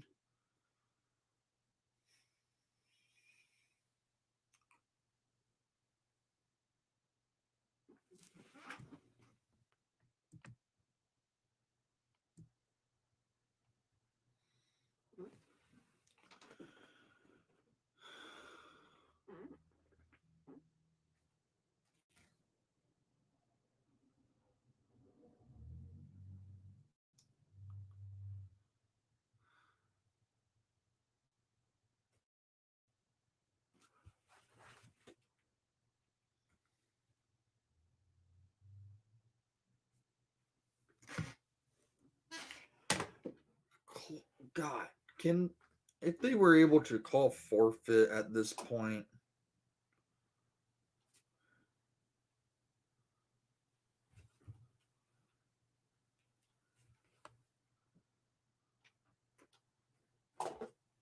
Yeah, but still. This has been I might have to say it. This might be the worst game I've ever seen played.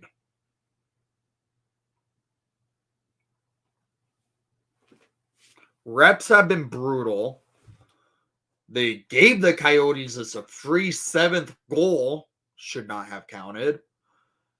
They've missed penalties that should have been called on the Coyotes. They've called BS penalties on the Hawks. One that was a legit penalty.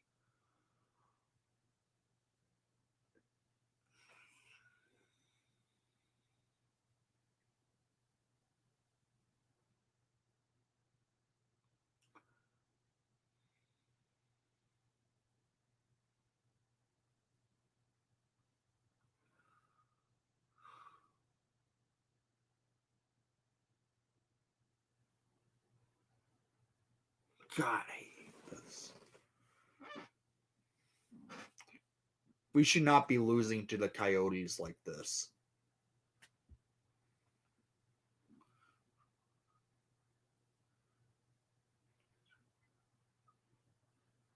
Yeah, Soderblom's numbers are now completely inflated.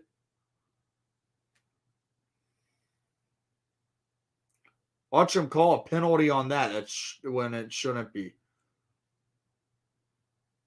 Nope.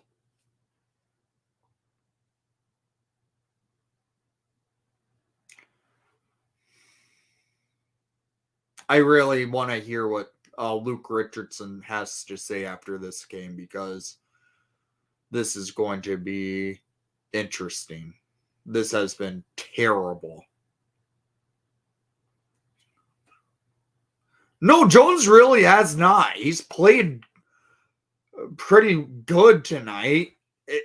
The top D pair of Korchinski and Jones have honestly played pretty solid today.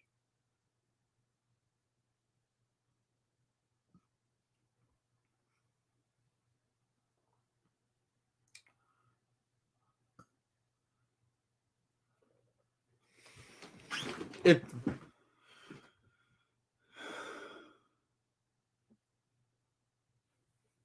God, they're just getting steamrolled tonight.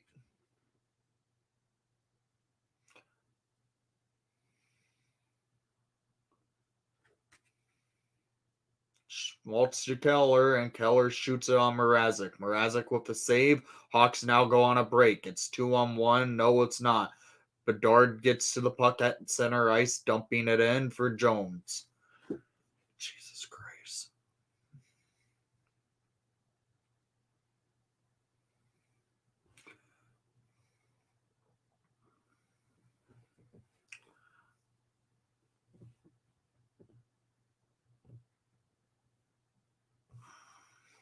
The bottom D pair of Kaiser and Tenorti has honestly been the worst D pair tonight.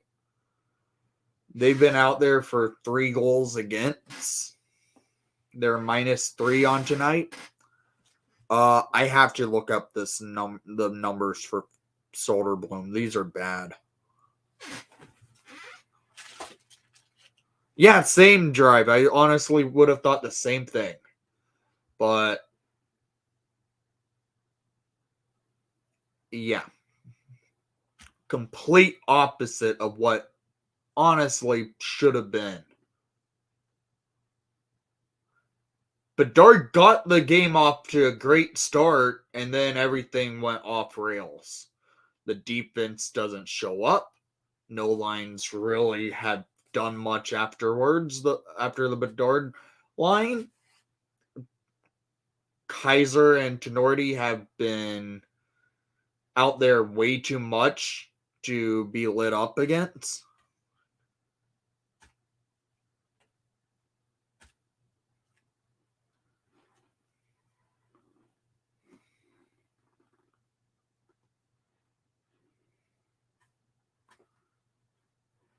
Honestly, Ryan, I think so.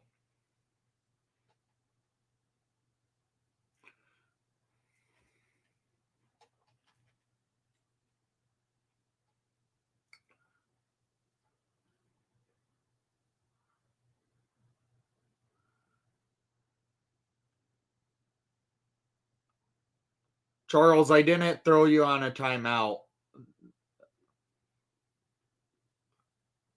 Oh, Tenorti gets into a fight with McBain.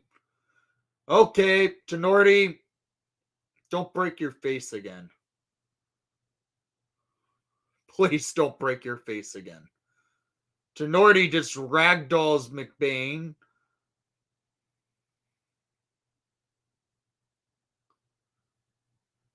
Oh, now we're going to have just a fisticuff battle game. Yeah, that was a nice win by Tenorti on McBain. But that's what Tenorti does. He does get into fights. He knows how to fight. Yeah, Charles. If I hit timed out, it would have been a by accident. I didn't mean to.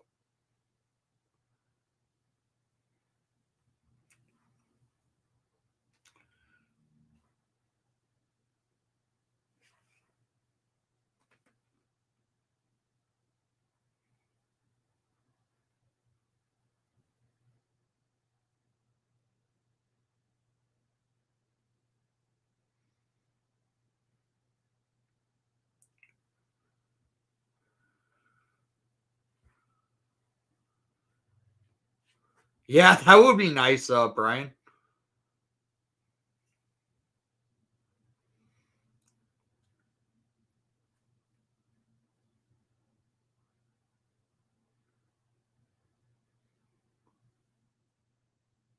Yep.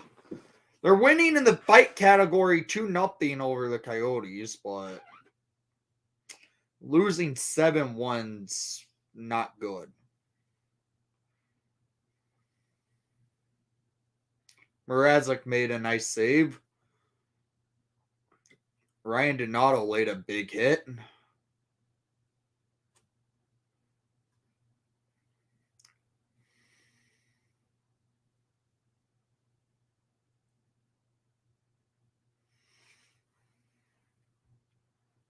Yeah.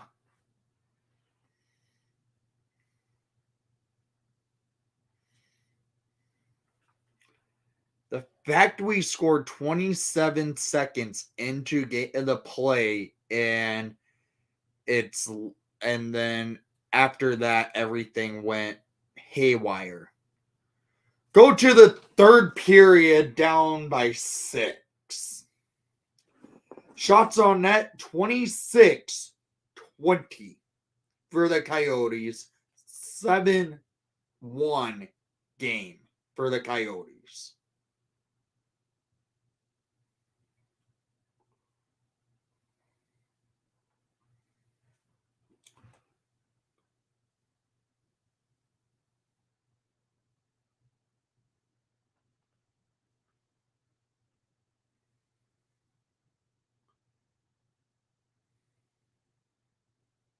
This game's been a disgrace.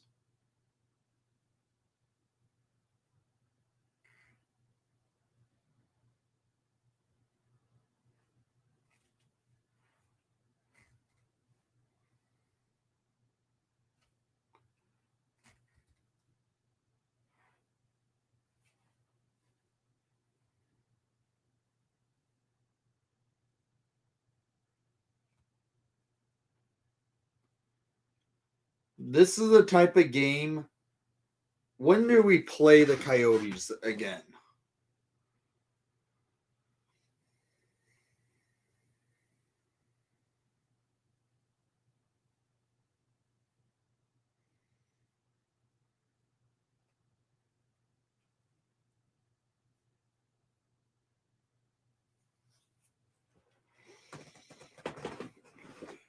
So the Hawks and Coyotes don't play again till March. It's a 3-game series. And we play the Coyotes March 5th and March 10th in that time span. That is when we play the Coyotes next. This is a game the Hawks better remember and go back to Arizona in March 5th and light the living hell up on the Coyotes, because this is a game that's complete disgust.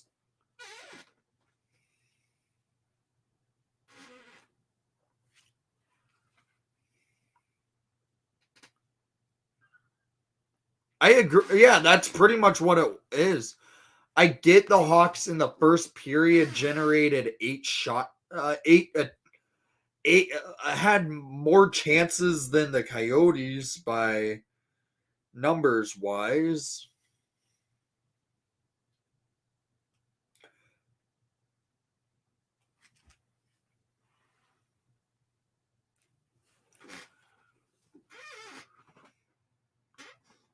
Yeah, hopefully. This game's just. I don't think I've ever gotten this angry watching this team on stream.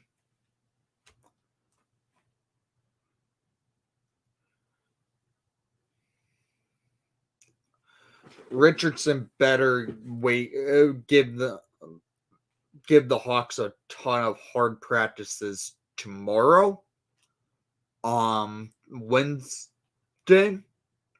Thursday, and Friday. That's our next. The Hawks' next game is this Saturday against the Panthers.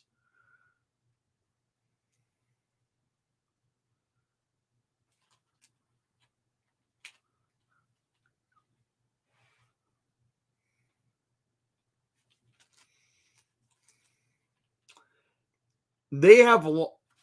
This is the interesting thing. The Hawks have a better record against winning teams versus losing teams.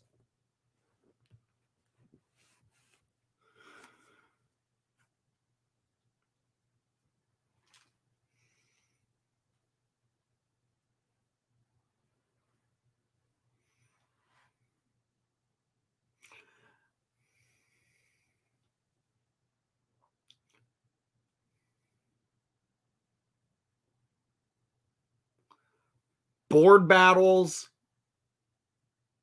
skate hard, and just press is what they need to work on.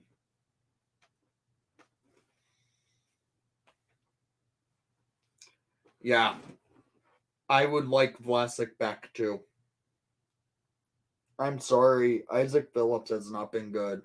Wyatt Kaiser, not been good tonight.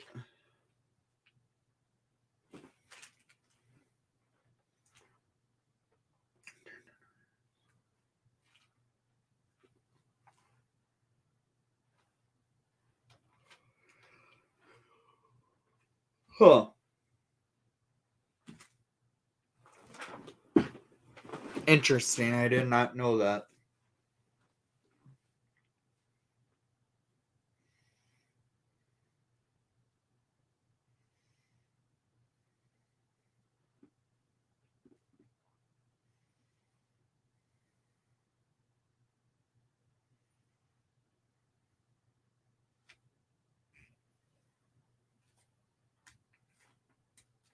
Yeah, I can agree there, Ryan.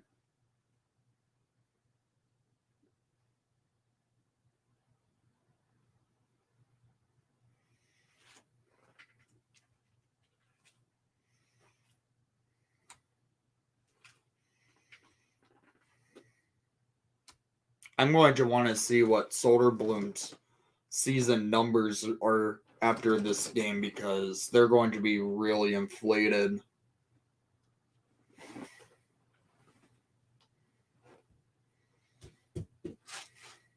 I don't understand how Richardson allowed Soderblom to be out there for 6 goals.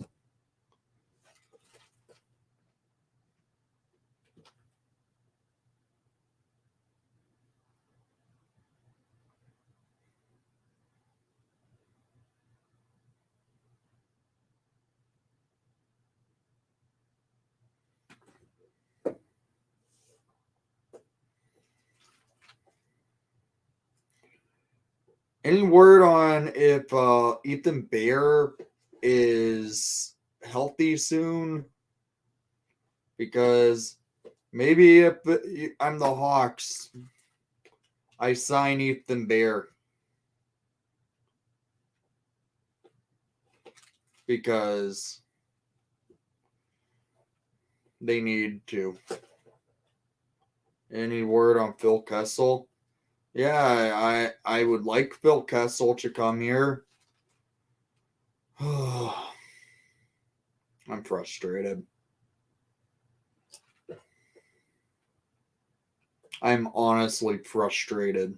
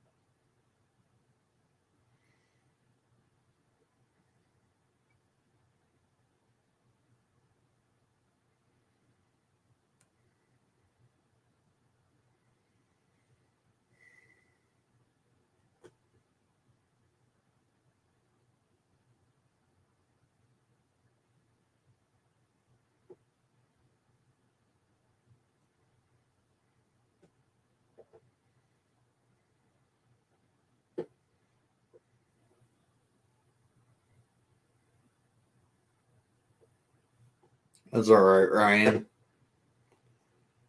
No, I will. Honestly, Charles, I will never be a Coyote fan.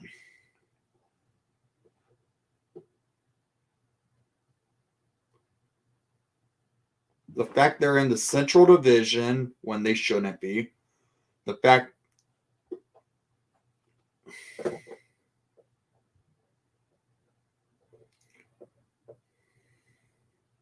Actually, Slater Cuckoo's retired, Brian.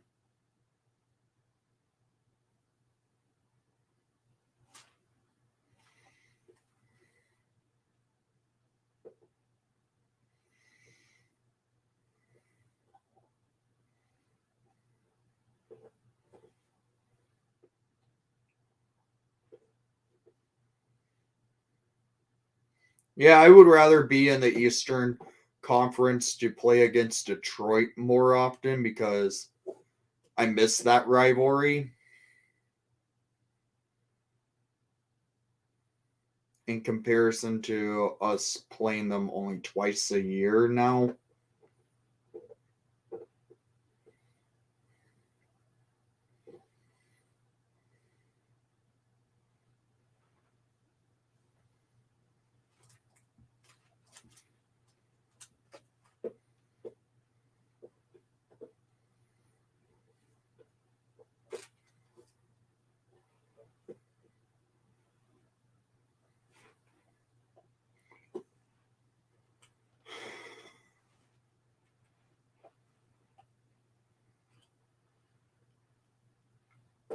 If you don't know, guys, how frustrated I am, as I've stated it multiple times, I'm very frustrated watching this game. Guys, don't get him. Don't do the relocate Arizona talk. Their fans get feel the worst always. They don't deserve their fans that go to games don't deserve to be shit on a lot like this.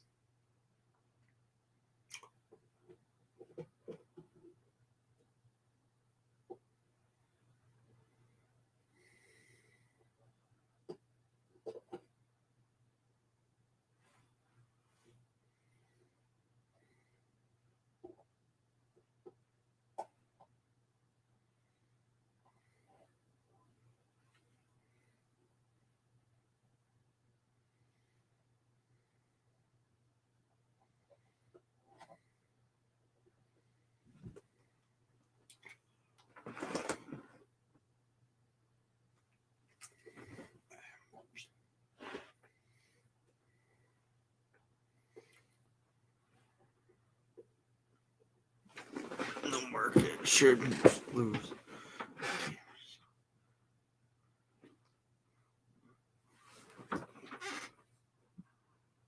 Yeah.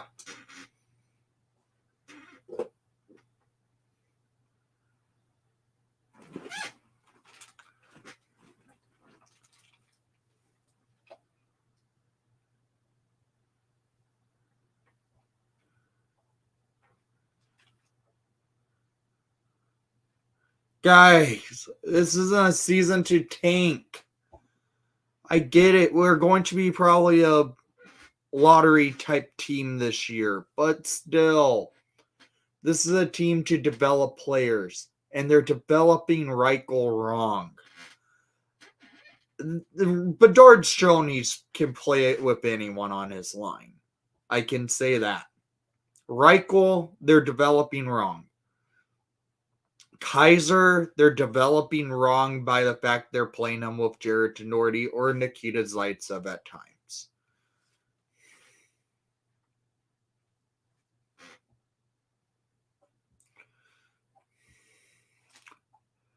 Soderblom, definitely kind of developing wrong right now because after how this game has gone, it's been honestly a crap show.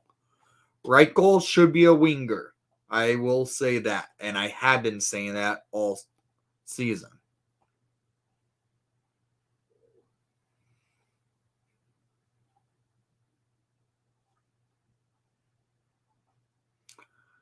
And yeah, I agree, Ryan.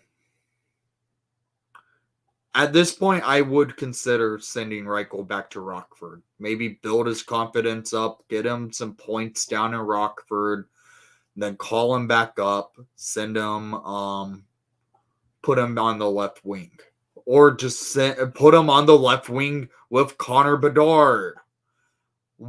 It's something we've been asking for. Bedard at center with Reichel at left wing. Give it a shot. Right now, it's a 7-1 game. Go into the third period, put Reichel, Bedard, and Foligno out there for the first line. Move Kurashev down to the second line as a center with Radish and Athanasiou. Third line, put McKenzie and Entwistle at center with Tyler Johnson and Corey Perry. And then the fourth line can be Reese Johnson, Ryan Donato, and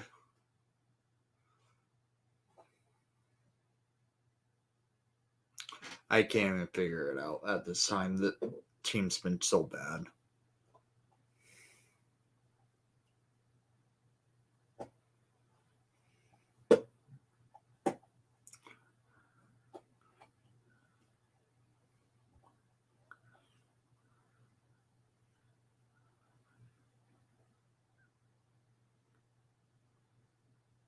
Oh, I agree there.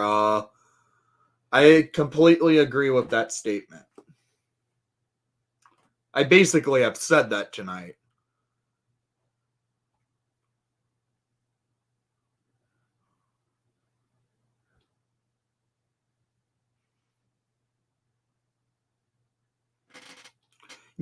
You could put Foligno at center. I don't care. Do something to make the lines actually maybe be competent to finish the final 20 minutes of play. Because this game's been a loss since the first period. The way they are tonight, it's just a disgrace, honestly. Not just pathetic, a disgrace.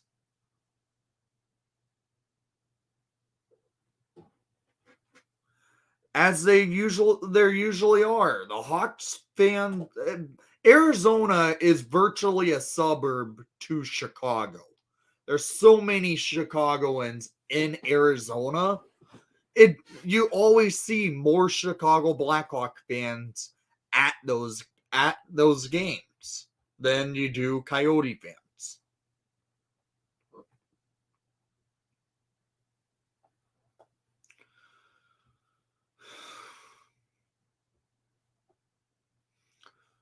Let's see if Richardson has made any changes to the lines.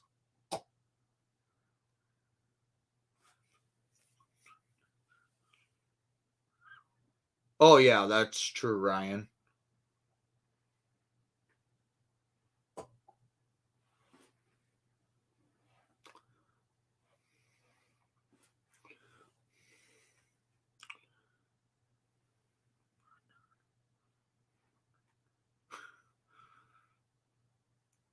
So no change to the first line. So Foligno, Khrushchev, and Bedard are still on a line together. I guess Richardson decides not to make any line changes. I feel like putting Reichel at center is a fail way of doing things at this point. I would have gone more offensive minded to play the rest of the game. You're losing 7-1 already. Pathetic. There's been a lack of effort and urgency from this Blackhawks team tonight. They've given up probably 4 really, truly crappy goals.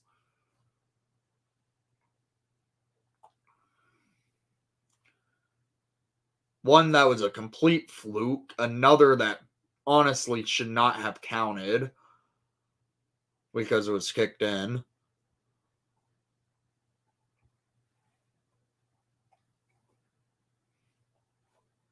Man, this game has just been. There's just no urgency. This looks like a Jeremy Colleton type game. No urgency out on the ice.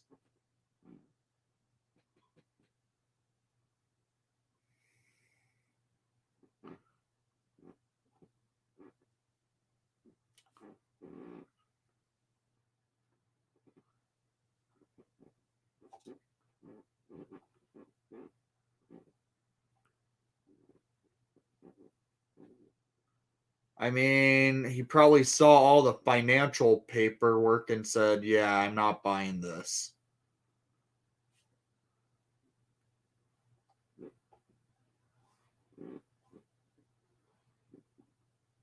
I didn't realize he lived in Scottsdale. Thought he still lived in Chicago. Probably lives in both. Snowbird. He's old.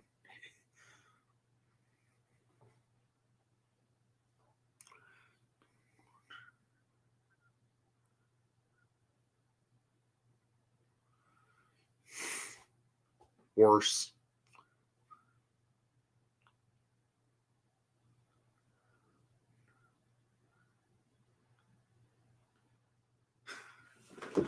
Wasn't expecting to hear me say this is like a Jeremy Colleton game. Kind of is. With the lack of urgency out on the ice. It's kind of almost fair statement to say.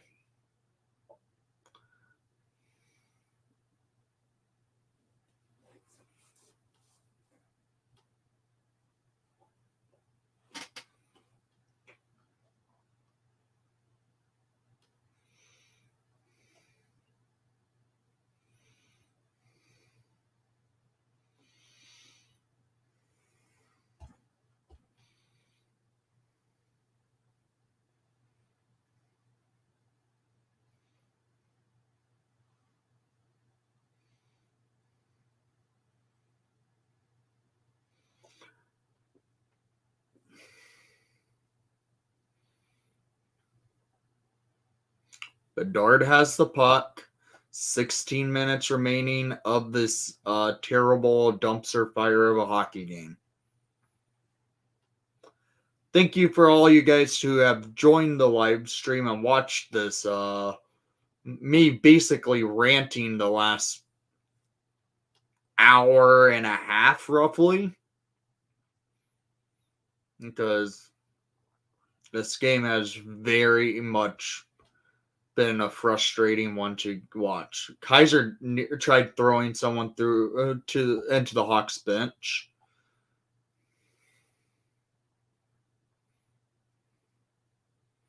I guess this is a game for Mrazek to just help his stats for the season a little bit, get some up his save percentage and goals against if he doesn't allow a goal. It helps his goals against average.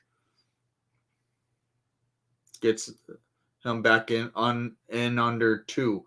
Hawks head to a power play. Not like we're going to score on it, or if we do, I'm going to be shocked since we are 3 for 32 on the power play this season, being the dead last in the league on the power play. Dickinson drew the penalty. Hawks on the power play.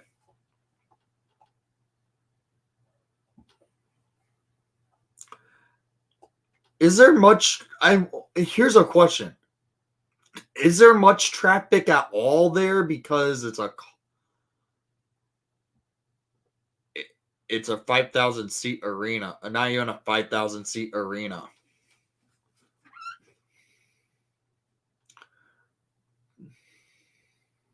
Bedard getting checked. Bedard now going up the ice into the offensive zone, setting up the power play. Bedard looking back to Jones. Jones to Bedard. Bedard back to Jones on the blue line. Over to Kurashev. Kurashev looking, shoots it, and that's saved by Ingram. And the puck is loose, and now the Hawks set up the power play again. Jones over to Bedard. Bedard looking back to Jones. Jones fires, and that goes wide. Perry plays the puck behind the net over to Bedard. Bedard cutting through, looking, sets up, shoots it wide. Now it's Steph Jones. Jones over to Kurashev. Kurashev on the blue line with a minute remaining on the power play. Kurashev to Jones. Jones shoots it, and that's off the post. Kurashev again sets it up over to Perry. Perry over to Jones. Jones to Bedard. Bedard so calling, shoots it, and Perry tried to stop it, and now it gets cleared down the ice. 40 seconds remaining on the power play.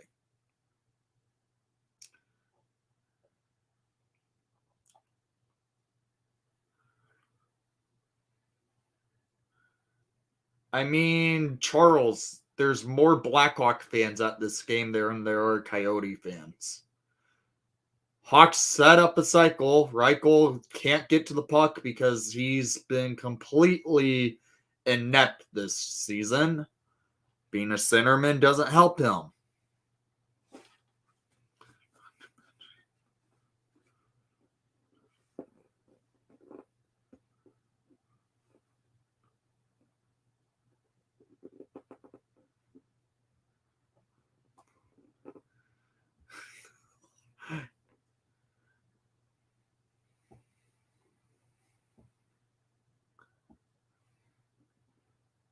Charles, you're playing against one of the worst teams in the NHL. I can't. It's too early for the Coyotes to start saying printing playoff tickets. Way too early. This is your what, 7th game of the year? 8th game of the year? This is our what, 10th? Almost 10th, 9th game maybe.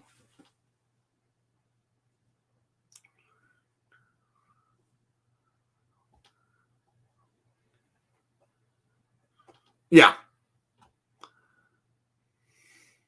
Foligno cutting through. And then there's another fight. Nope. The refs broke it up. Not Connor Brown.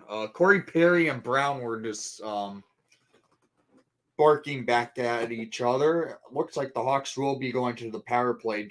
Brown headed to the box.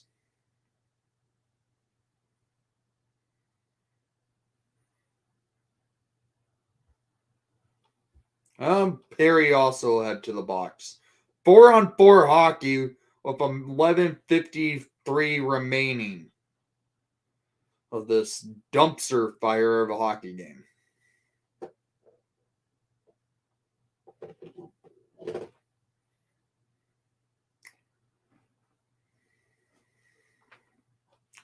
I picked the Coyotes to finish 6th in the division, which could happen. And I did pick the Hawks to still finish 8th in the division. I did, but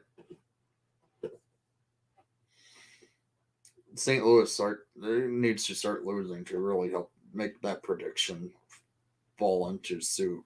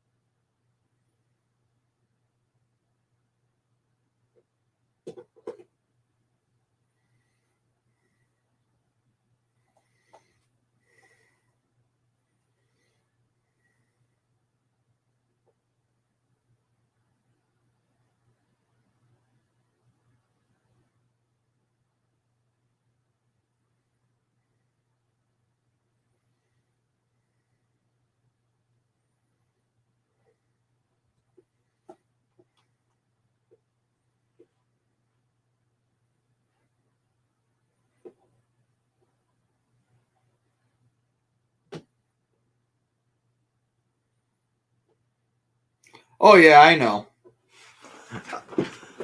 I know. But it will be nice to start seeing Bennington suck again.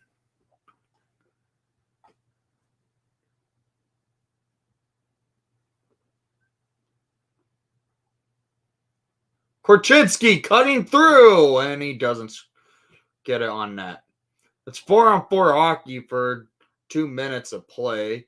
Perry and Brown in the box. 11:35 remaining in regulation time of this dumpster fire of a hockey game. Mrazek just covers the puck.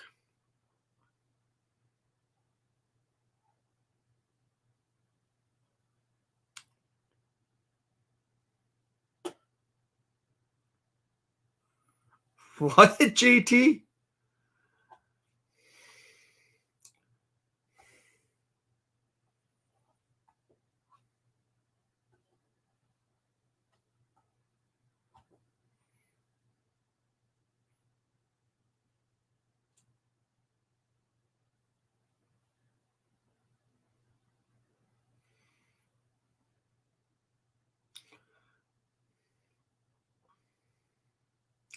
Here's one question.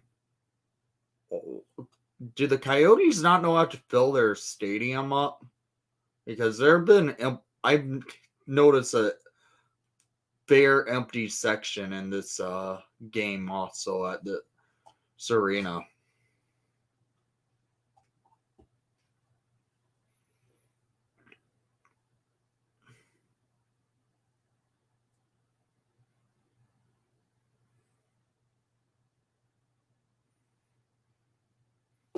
No, I'm just angry, JT. Watching this game is just frustrating me. So I'm like kind of sitting like this, like, yeah,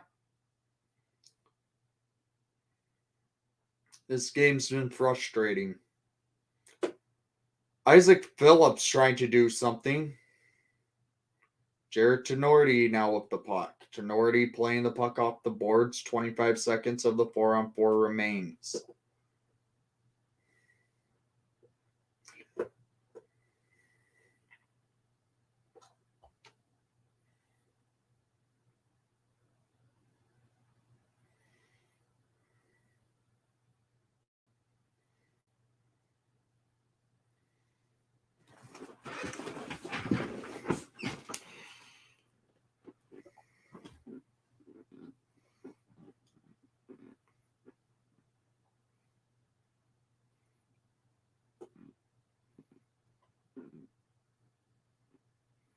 That's probably something. I'm pretty sure they have a actual student section, if I'm not mistaken. If I read something about that right. Oh my god. Yep.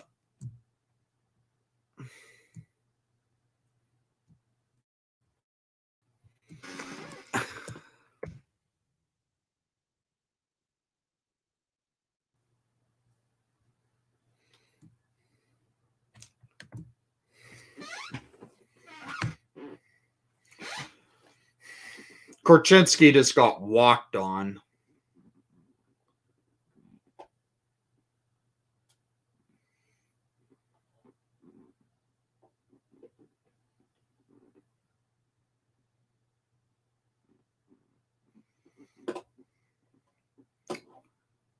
Frickin' run up the score, why don't you? What a joke.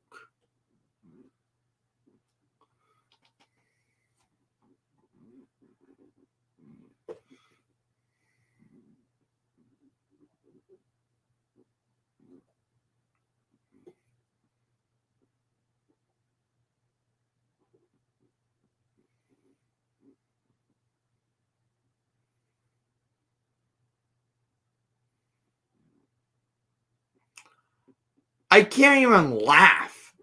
It's not even I'm just livid. The fact they played such a great game the other night and then they turned this garbage. Yeah, CHGO is going to be an interesting one, guys.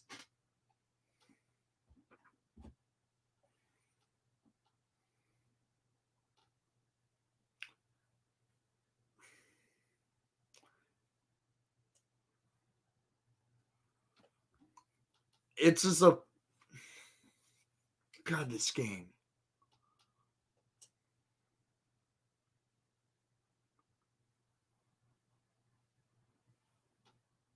It probably has happened, JT.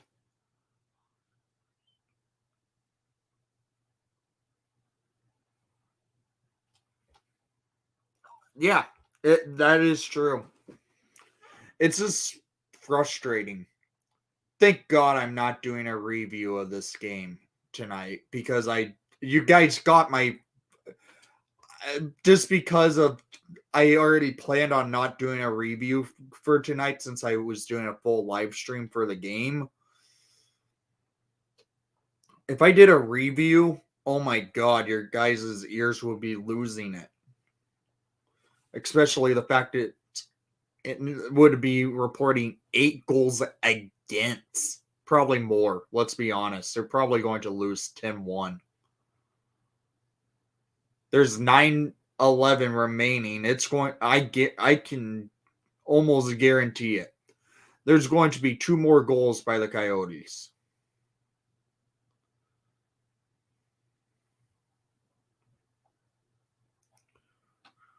Yeah.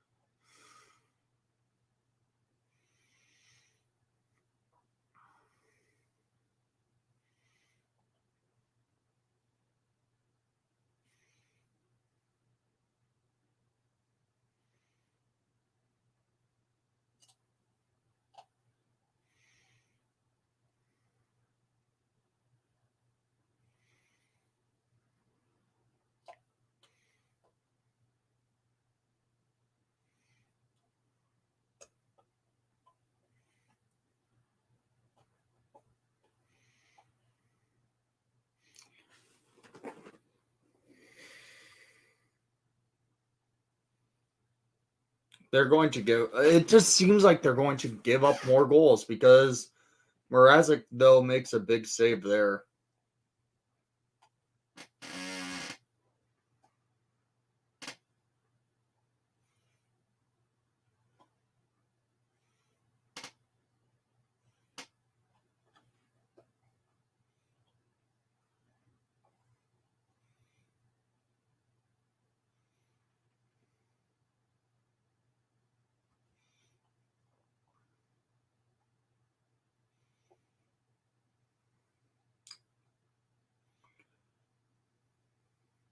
Shots are 31-25, and it's an 8-1 game.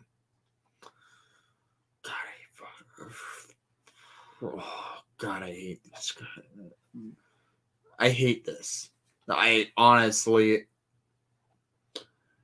am livid.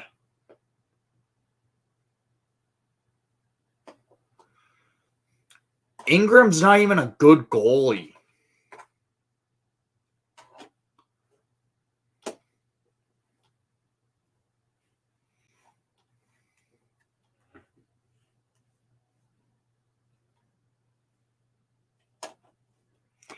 Well, there are players, but I don't think they're going to do it. Nolan Allen's been playing good in Rockford.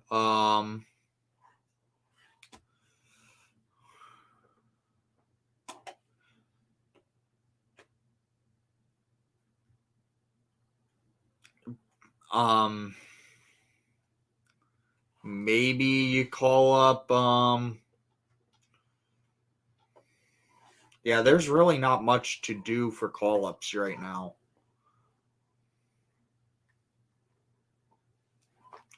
But they need to do something. Yeah, exactly. Not the guys in Rockford aren't really ready yet. Colton Dock was just sent down there just because he hasn't played and practiced for a while from his injury.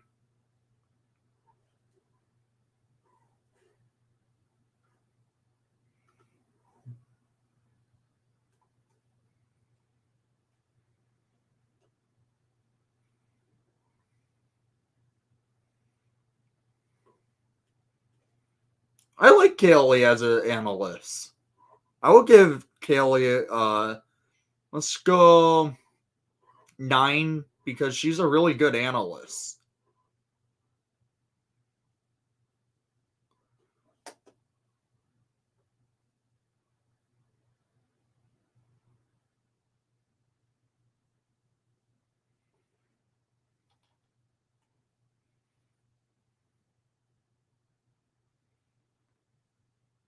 Honestly, when the Hawks switching to Kaylee Chelios and from Steve Conroy was a major upgrade. I'm not going to do that, JT.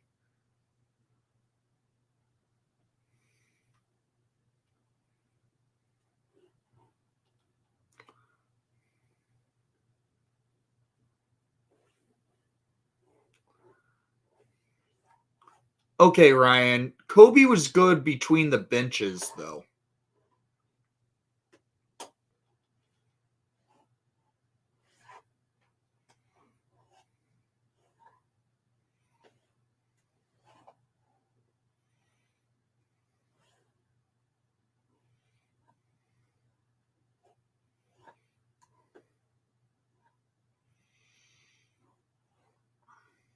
Foligno to Kurisha, back to Foligno. Oh, it's Reese Johnson. My bad. It's weird seeing Foligno with Reese Johnson.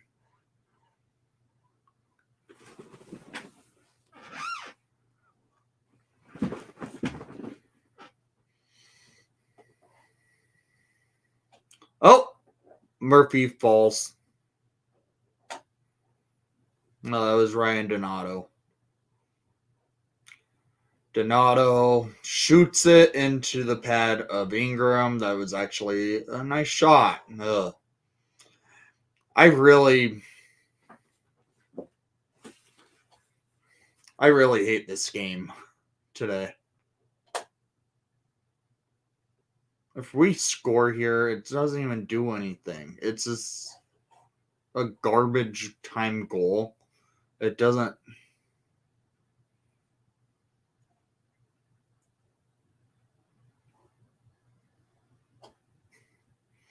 Okay, JT. Yeah, Richardson mixed up the lines too late.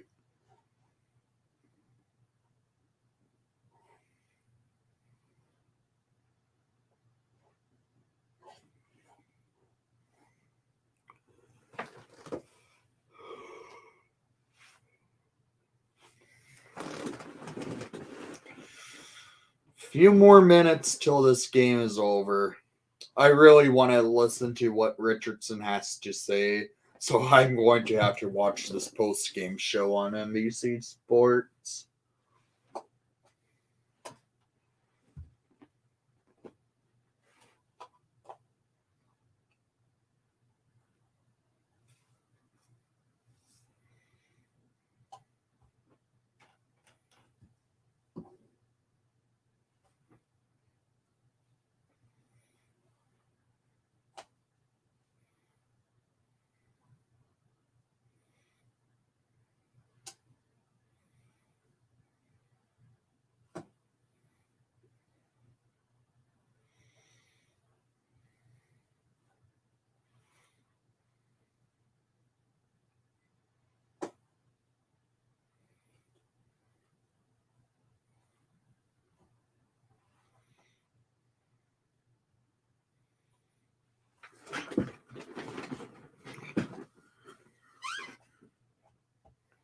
I wonder if Pat Boyle gets nervous.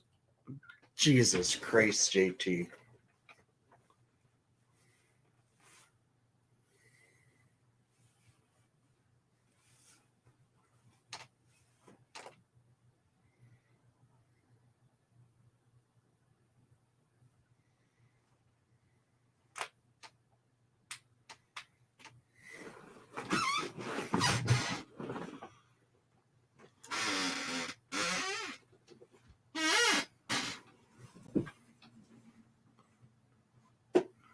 A lot of people thought Vegas would win the cup last year.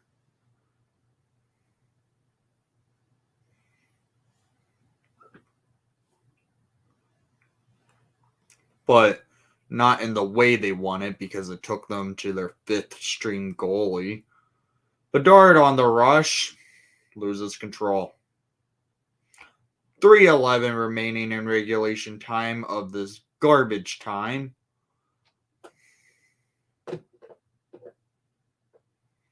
Shots are even 31-31. But the score isn't.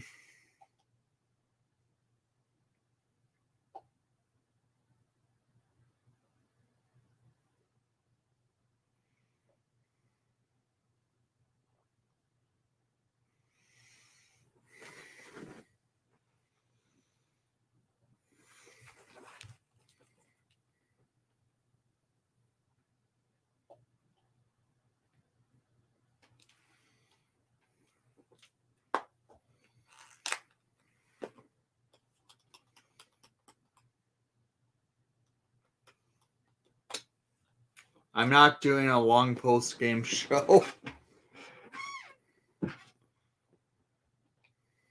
because this game's been too frustrating. I covered everything on this game. It's just been flat out terrible.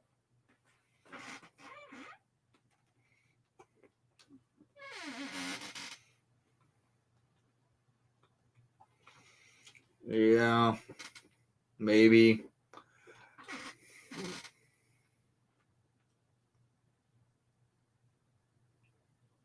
Phillips is getting really aggressive this game.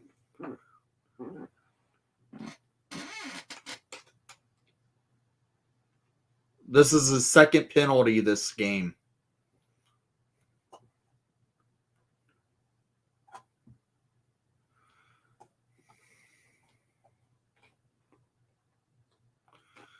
Two minutes, 11 seconds remaining. Hawks on the PK. And Arizona has put out their main forwards, it looks like, to try and run up the score even more. Logan Cooley with the puck.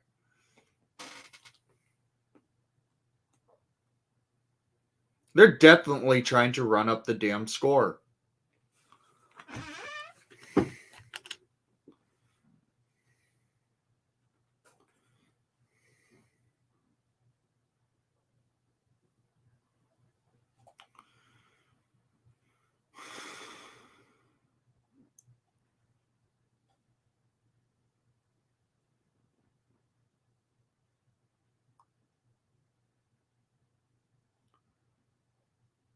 Yeah.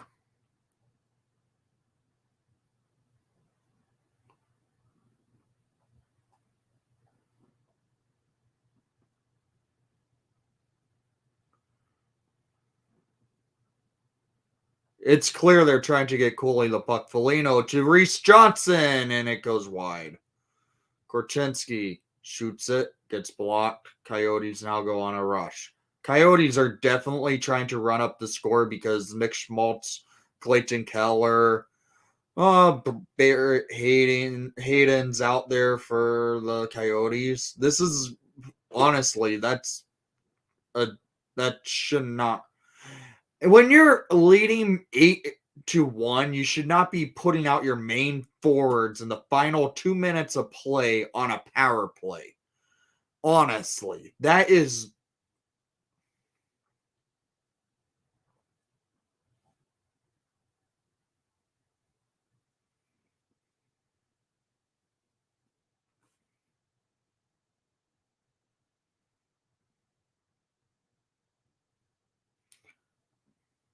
that's still running up the score, Zach.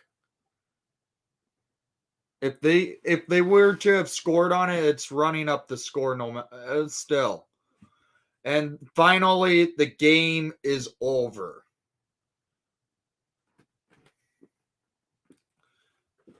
This shit show of a game is over. Again, sorry for my language, but I had to say this game was such a frustrating BS type of game.